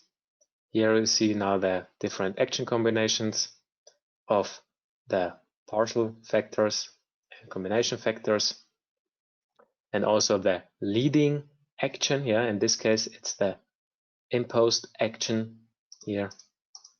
Yeah, the leading action, and all load cases or all actions without the leading, they are combined with the partial factor and also the combination factor. Good. Now the load combination. What is a load combination? A load combination is a combination of all load cases to one bigger load case. Yeah. And this load combination considers the partial factors and also the combination factors. So when we look to the load combination of load combination 10, we see here we have the load case self-weight, load case imposed loads, and wind in positive y direction.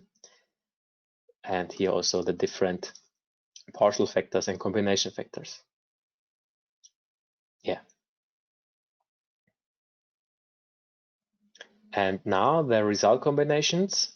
What is a result combination? A result combination is a combination of all existing results of load cases or load combinations. So in a result combination, the maximum and minimum values of internal forces, deformations, and support forces are determined. So the model is not recalculated. So the results of the involved load cases are superimposed. Yeah. So when I look to one of these result combination, I see the maximum and the minimum of different results. And that's very helpful. Good. I click on OK. Now I have to add different kind of loads here.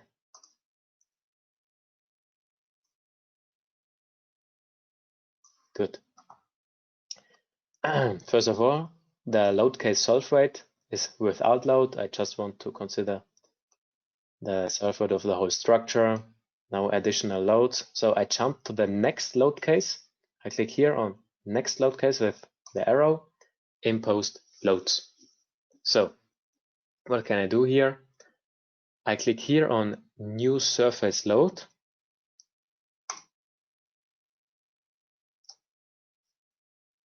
And create here a magnitude of 5 kilonewton per square meter. Click here on 5 and should be related to the true area, because we have here this imposed loads. Click on OK and choose here this bottom slab. And when I want to, and when I rotate, also this semicircular bottom slab.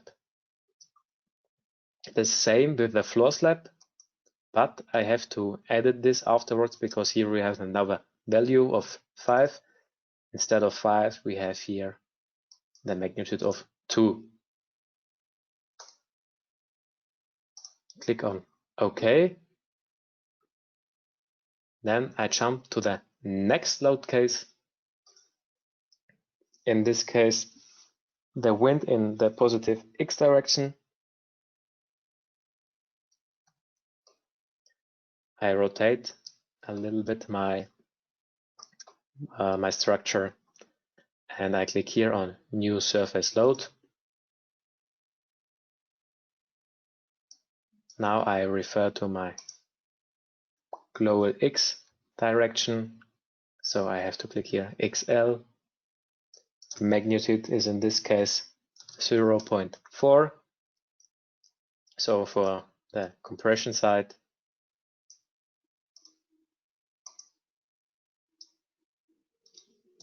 and now I choose here the lines. And now, because we have now surfaces, I have to use line loads, yeah.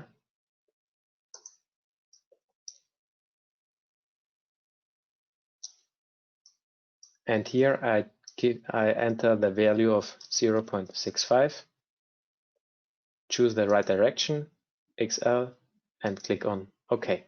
So that was the compression side. And now let's come to the suction side. So I rotate a little bit my structure, and here I choose these surfaces. Click on New Surface Load again,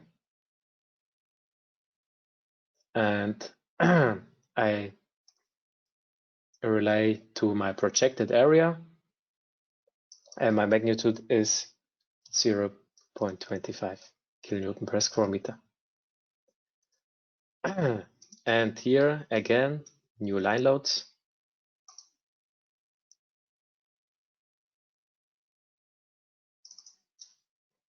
And here we have a load parameter of 0.41.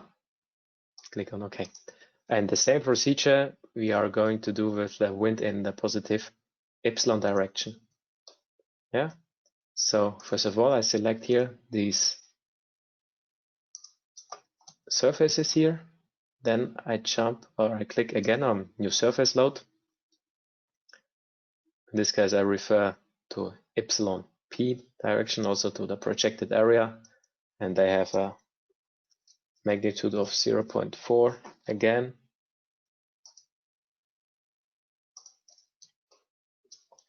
The same here for the line loads.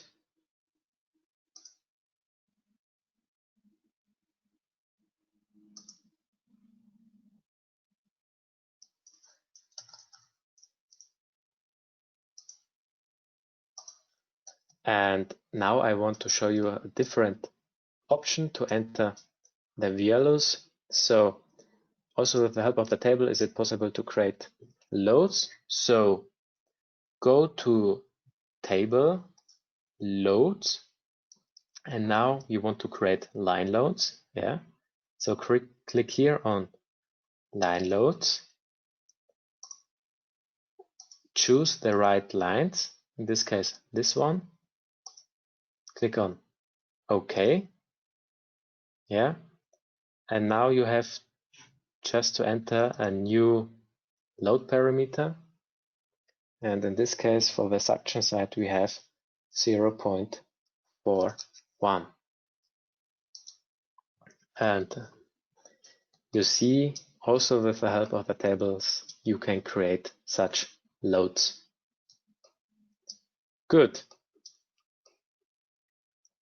next point, the imperfection towards the positive x direction and the positive y direction is, first of all, I want to show you the member axis. So when I click on one of these columns and with right click, I can activate the member orientation and also the local access system of members. Good. Here I see the different local access systems, and they are now important for the insert of imperfections.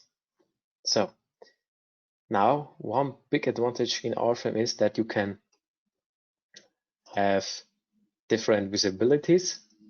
And now when I just want to see all my columns, I go to my tab, to my view navigator. I go to the area of visibilities, and then I choose here members by cross section, and I activate the cross section rectangle 350 because I want to see only my columns. Yeah, this is very helpful. Now I say, okay, insert, loads, and the last point is imperfections, and there I say graphically. Yeah, I refer to the Eurocode 2, so to concrete structures, we have no precamber, just an inclination of 100, so of 200. Yeah, I click OK, and now I can choose all the columns with the help of the selection window. And the same procedure we are going to do with positive y direction. Here the same thing, insert, loads, imperfections graphically, but in this case we have another local axis. So our direction refers now to the local axis y of our members. Click on on y, click on OK.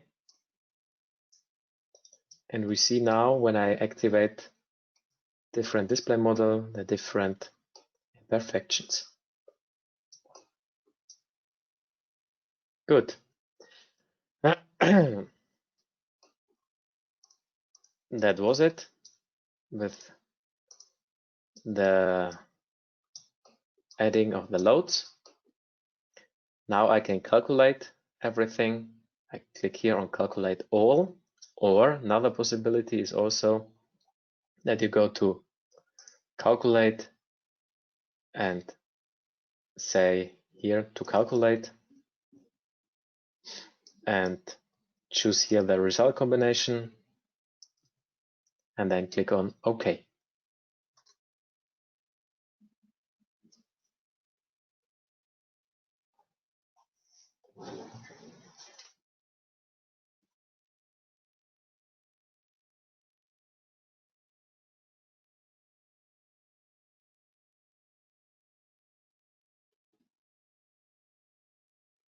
Good.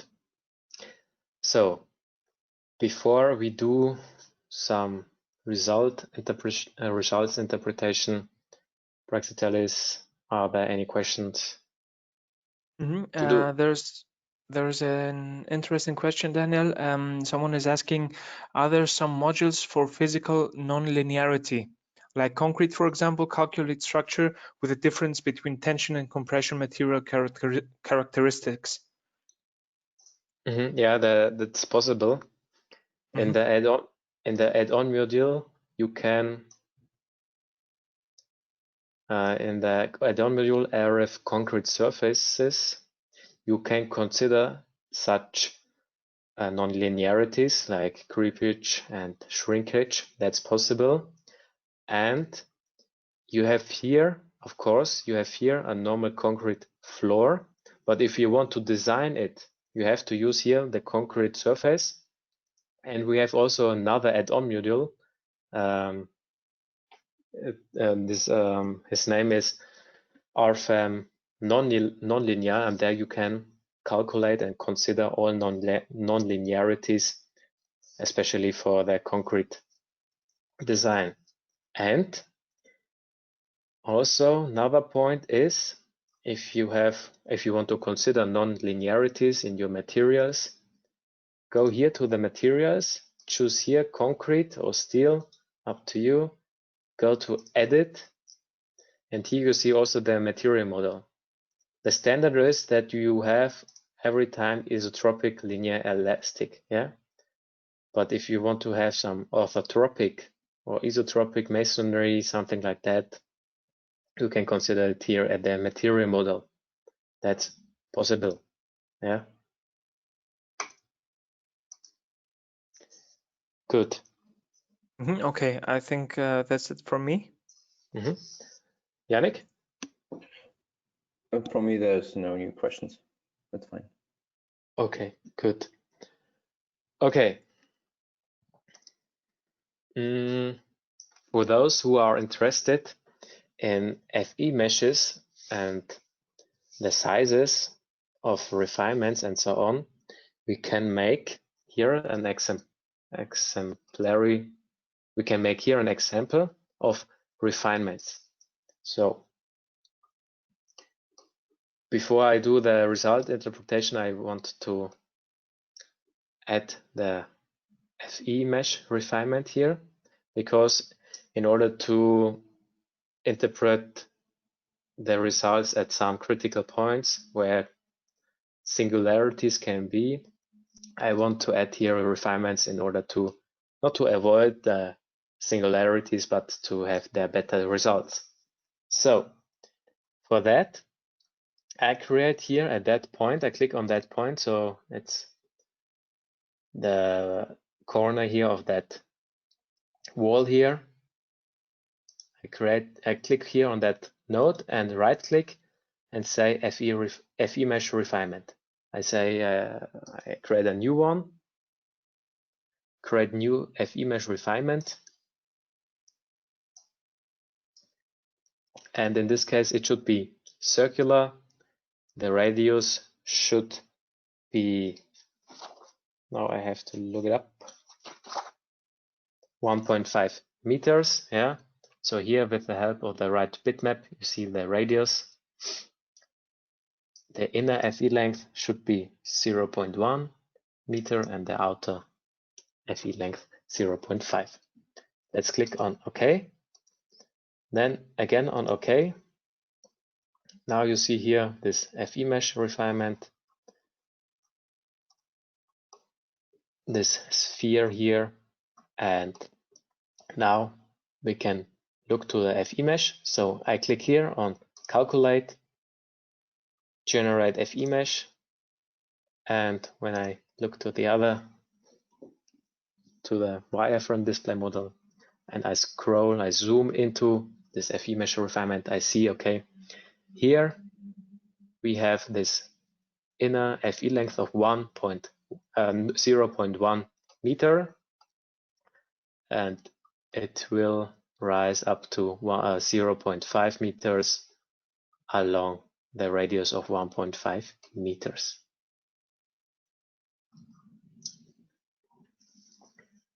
Exactly. Good. So then we can calculate again everything. So say to calculate result combination, I want to select for my calculation, and now the program calculates everything.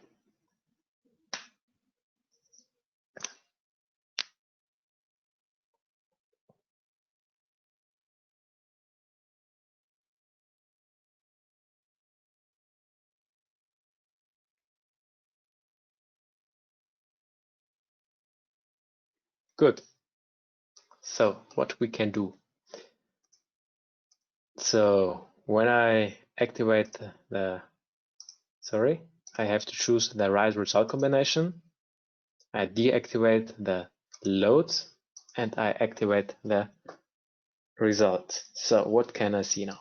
First of all, the deformations.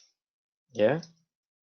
And here you can see also of the members that we have this line deformation. When I want to show me that as a cross section, I go here under display, results, members, and click here cross section colored. Good.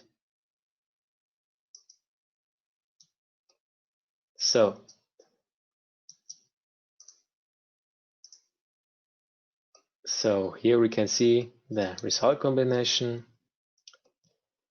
Yeah, so the global deformation, we can choose here between different directions, the X direction, Y direction, Z direction, and so on. Yeah, I think that's pretty clear. We can show us the members, so the internal forces of the members.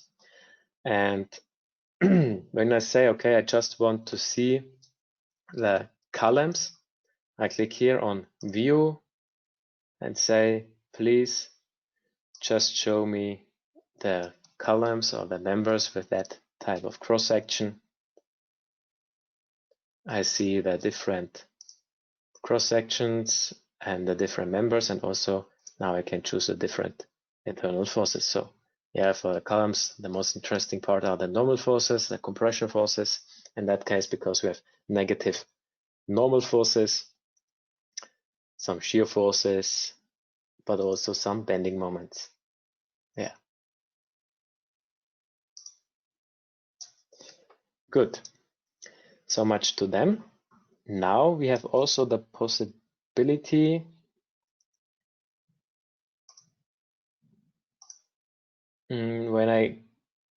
so I cancel the visibility mode, and now I have also the possibility to have the surface internal forces. So here we have the basic internal forces mx. So I activate the local axis system of surfaces, and I deactivate it for the members. And what does it say to me? The basic internal force mx and my. Mx are these bending moments along the local x-axis of my surface. Yeah, here you can see the when I just activate this one, here you can see the local x-axis, and mx does mean that I refer to my local x-axis of my surface, and the same for my. Yeah, and when I look to these kind of distributions here, it's very clear here. Yeah, so yeah, also twisting moments, normal forces, especially in the walls. So not here, but in the walls you can see the normal forces. Yeah, and x maybe, and y. Yeah, you see here the most are in that walls, and so on. Good. So also you have the possibility to see the contact stresses. So to see the soil presses, very important maybe for you. Yeah, especially under the columns, they are the biggest contact or soil presses. When you want to see the line supports here along this line here, just click here on support reactions, and you see now the support reactions. When you want to have a distributed, integrated support reactions, support loads, go here to the display navigator, go to the area of results, and go to support reactions and activate the smooth distribution. and deactivate for better view the actual, and now you see the smooth distribution of the line support. Good. Another possibility is also that in RFEM you have also the possibility to do some sections, yeah. So to cut here and do a section in order to see the different results. We want to do that. I activate maybe I think the deformation is the best thing. I create here, define section and result diagram, or at the data navigator, I click here on new section. Say the section name is 1 - 1. The edge point of section I can choose here from there to there, for example. Yeah, doesn't matter, just an example. I can, now the different edge points of sections are chosen. I can modify, I can change them at every time. And then I say, okay, the section on surface, the projection direction should be to the global Z direction, and not on all surfaces, just on that surface. Click on OK. Then I click afterwards again on OK. It opens a new window with the section here. I close that window, and if I have here at the results tab the section activated, I see here the section also in the results, and it's very helpful maybe also for the presentation of here in this case for the deformations, but I can also activate maybe the different internal forces here, for example, MX, for example. Yeah, this is one interesting point. And another point is also the clipping area. So if you here at the menu tab, click on Insert and click on Clipping Plane, you can show you the different, for deformation, for example, also at a clipping plane. Yeah. Choose the right plane, or you can also preset a new work plane. In this case, I choose the XZ plane, but you can choose also this plane or this plane. It doesn't matter. And by putting here an offset, you can choose here the offset of this clipping plane and the steps. You can make the steps a little bit bigger. So when you say, okay, 0.5, you make this clipping planes bigger and so on. Yeah, so much to the clipping plane. It's a nice tool to know. And a very cool mode is also the flying mode.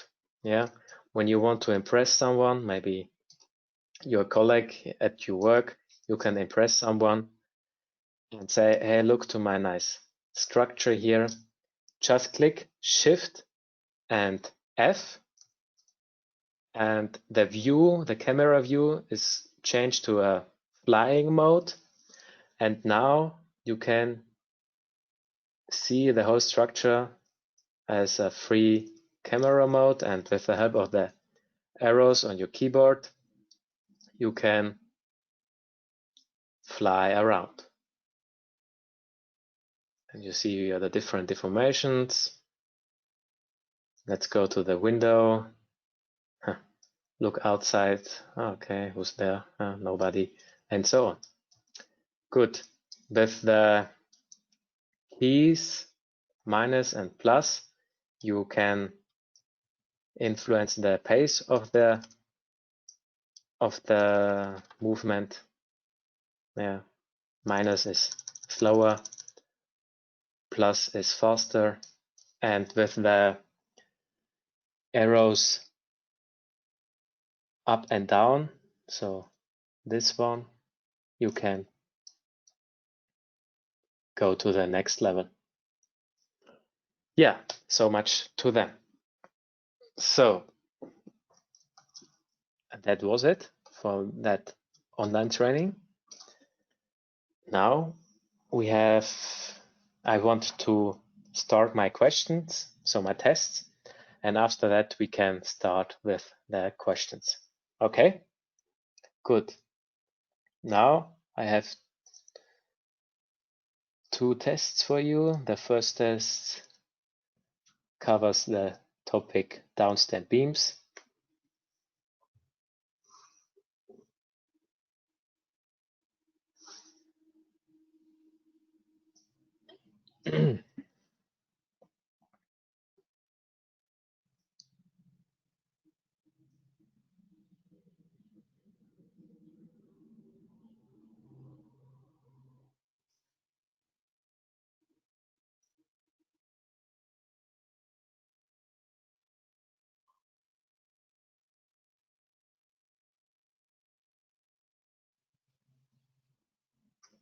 Okay, most of you have chosen.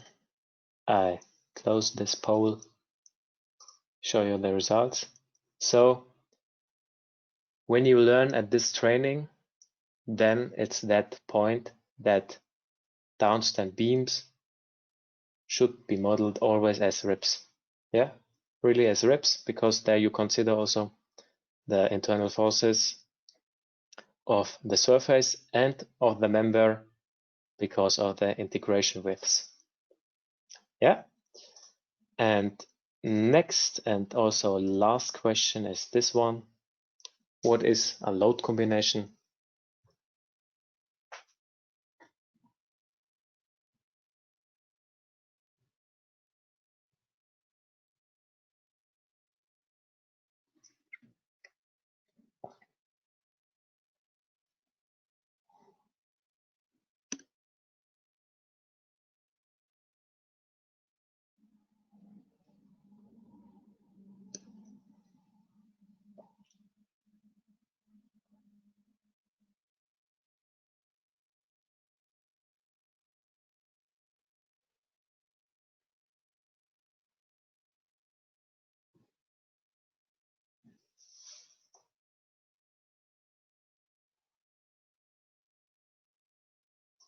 Okay, I close this window.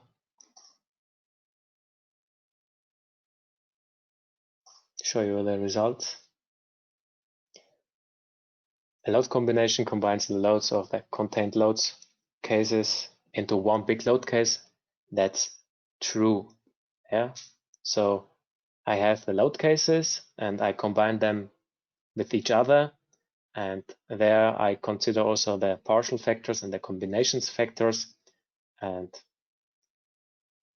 when I combine that to one bigger load case, it's a load combination. Good. Now it's time for questions. Praxitelis, when you want to start. Yeah. Someone is asking how to prepare the printout report. Yeah, the printout report is done here by clicking in the symbol bar by print graphic or by current printout report.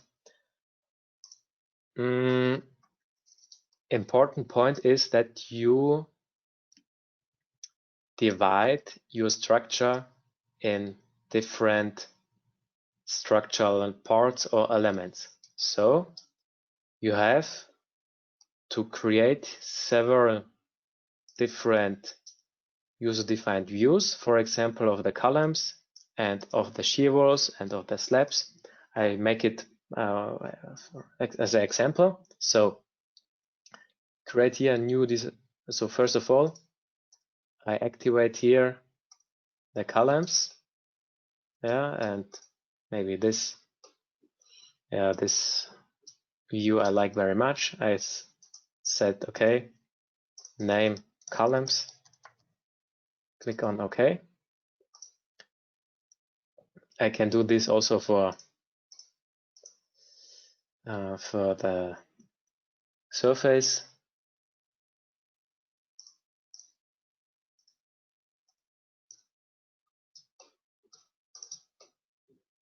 I choose here this one.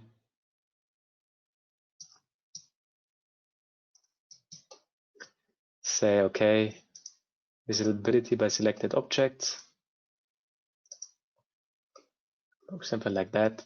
Say OK, create new defined view, and say OK, bottom.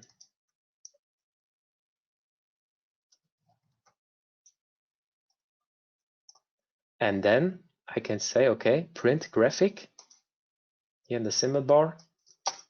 And the most effective way to do a printout report is to use this mass print. Yeah. So look, mass print settings. I want a picture, an image of my model here. Say loads. Okay. I select the load cases where I have a load to have these pictures, images, not of the current view, of a defined view, the isometric view. And now I want to have some result images. In this case, I decide to have the UZ direction of which load case or combination. In this case, I decide for the result combination. I make it very fast because there are also some other questions. And not of the current view or the select the user-defined views also. So from that to one we were defined before, activate both of them. And now I choose these kind of results who are important for me. In this case, for the members are the, maybe the bending moments and the internal forces. The normal forces are important, and also the global deformations. And for my bottom slab, not the internal forces, but the context stresses. Sigma Z. Click on OK. Click on OK again. Then I click on OK again.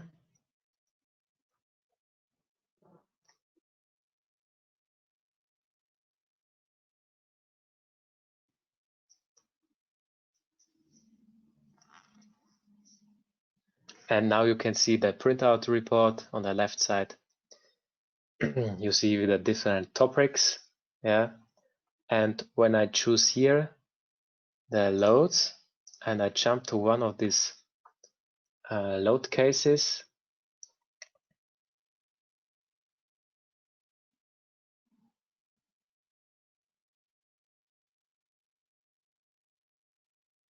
you see the different loads.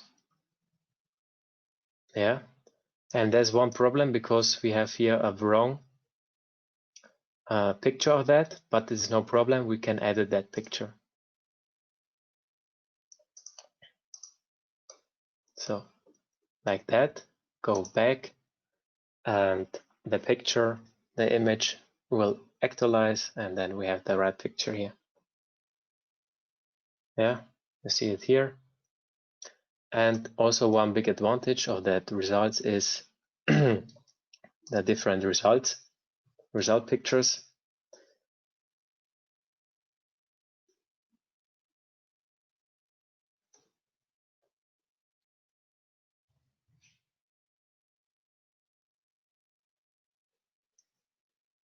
And here we see different pictures of the context stresses here, maybe a very important thing, but also for the internal forces of the columns here. Yeah. So much to the printout report. Next question, Praxitelis. Yes. Could you repeat creating the clipping plane?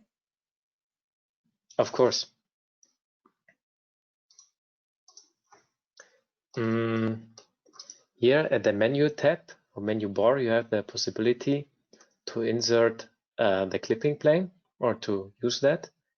Click here on Insert Clipping Plane, and now you have the possibility to choose the plane you want to have, also, or to set also a individual work plane. And if you play here with the offset, you can choose the right clipping plane, also can modify the steps here and so on. Also the rotation angle is possible to do, and very helpful when you want to see some results or something like that. When you activate maybe the results, you can see it here. Yeah, so much to them. Okay, I think that's it from me. Yeah, Yannick, maybe you have something? Yeah, there's just one more question about the next coming webinars. Are there any more coming? Okay. Yeah, normally I've organized just part 1 and part 2, but if you like the training, just write it in our survey, which will appear after the training, and there you can say what could you improve or what should be nice, and write there if you want to have a third part, and also maybe the topics, and we are going to create then a third part of this online training, especially for you students, and that would be fine if we know maybe the topics which are interesting for you. Just write it in the survey, which will appear after the training. Yeah. I see one more question. Question is, how can we get information about the detailing of the rebar? Yeah, to get this kind of information, you have to use our add-on module, RF Concrete Surfaces.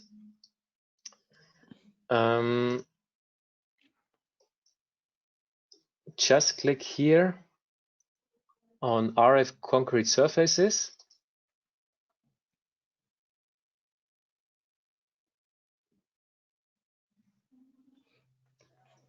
Choose the right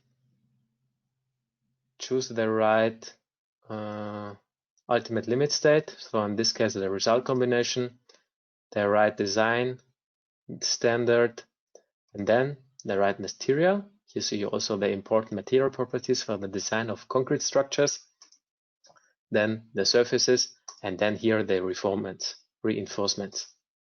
Yeah. And here you can preset the different types of reinforcements, also to set the layout, the distances between the bottoms and so on, the concrete cover and so on. Also the diameter, almost everything. Yeah. Yeah. Anything else? So, is it possible to analyze multi-story frame structure building for us? Of course, it's possible to analyze multi-story frames. Yeah. When I go back to this 2D frame, you can, what you can do is just copy it again. Yeah, from there to there.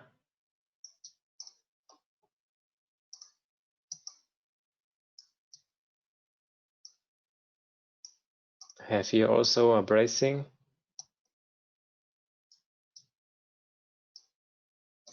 Oh, that's not so good.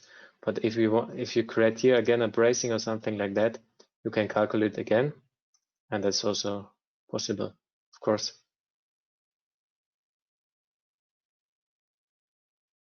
Yeah, that's possible.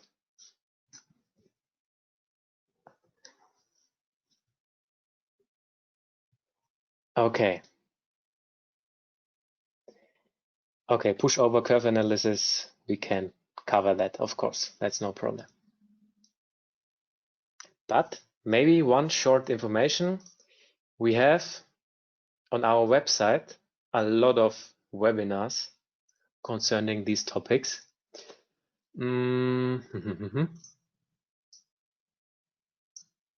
First of all, when you hear on our website, I can recommend to use that as often as possible. First of all, I want to recommend you our education, so our e-learning platform. Here you have the possibility to look to the RFEM 5 for Beginners online course and also to the accomplished and recorded webinars. Here, this online course is very helpful to get the basic knowledge about RFEM. Yeah, here's also Praxitelis, and he will explain you the basics of RFEM. This course is orientated especially for beginners. And here you have also all recorded webinars, also concerning our American standards, Canadian standards, American standards. I can really recommend it. So you can also filter it by industry, product, when is someone interesting into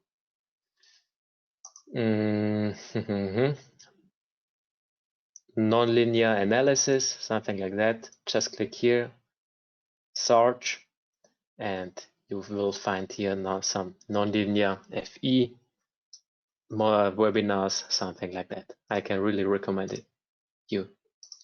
I post also the link into the chat box. And the newest point on our website is the downloads of models. So we have a really big library of a lot of downloadable models of RFEM. So when you look here, maybe to that first one, and when you stay a little bit longer on that picture, it will activate a rotation and an overview on the website of this structure. And this is very cool. You can look at it. And of course, all these models you can download from our website. I post also a link into the chat box. And here's also our reinforced concrete building.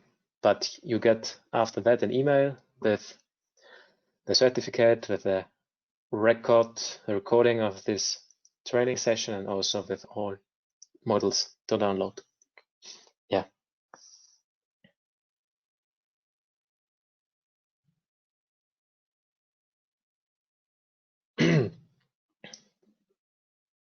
Maybe you will find something in the webinars concerning a steel design of RFEM.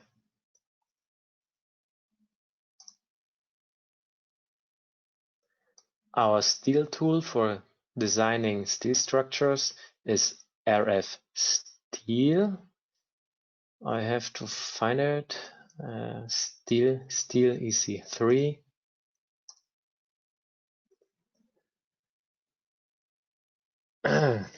Now these are models to download. Sorry, when you want to look to webinars, here product.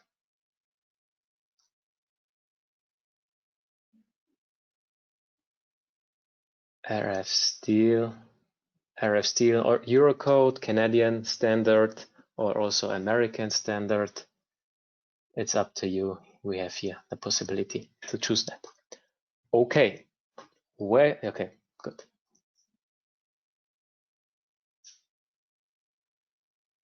Yes, is RFEM works with graphical program language like Dynamo and etc. Of course.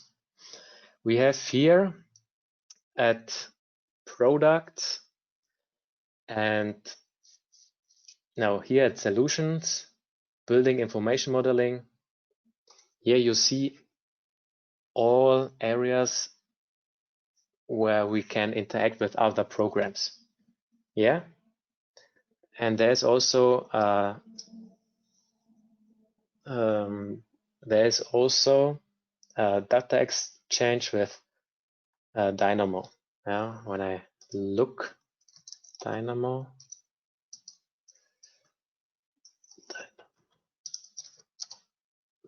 I think that's possible. Or also with Rhino and Grasshopper, this is also possible. Yeah.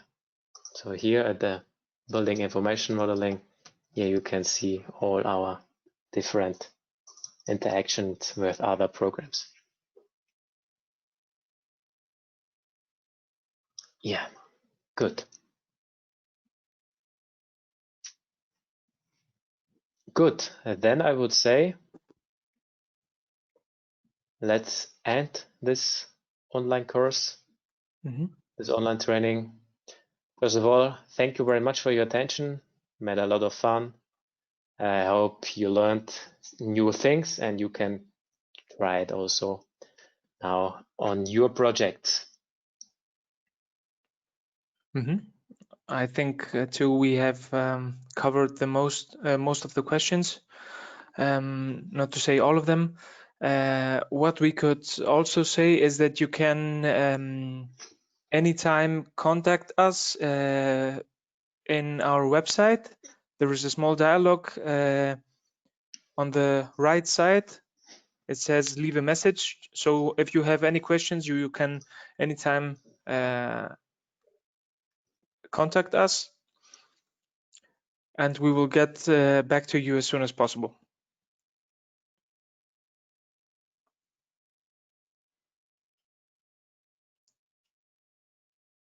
Okay, then I would say goodbye, have a nice time, and stay healthy.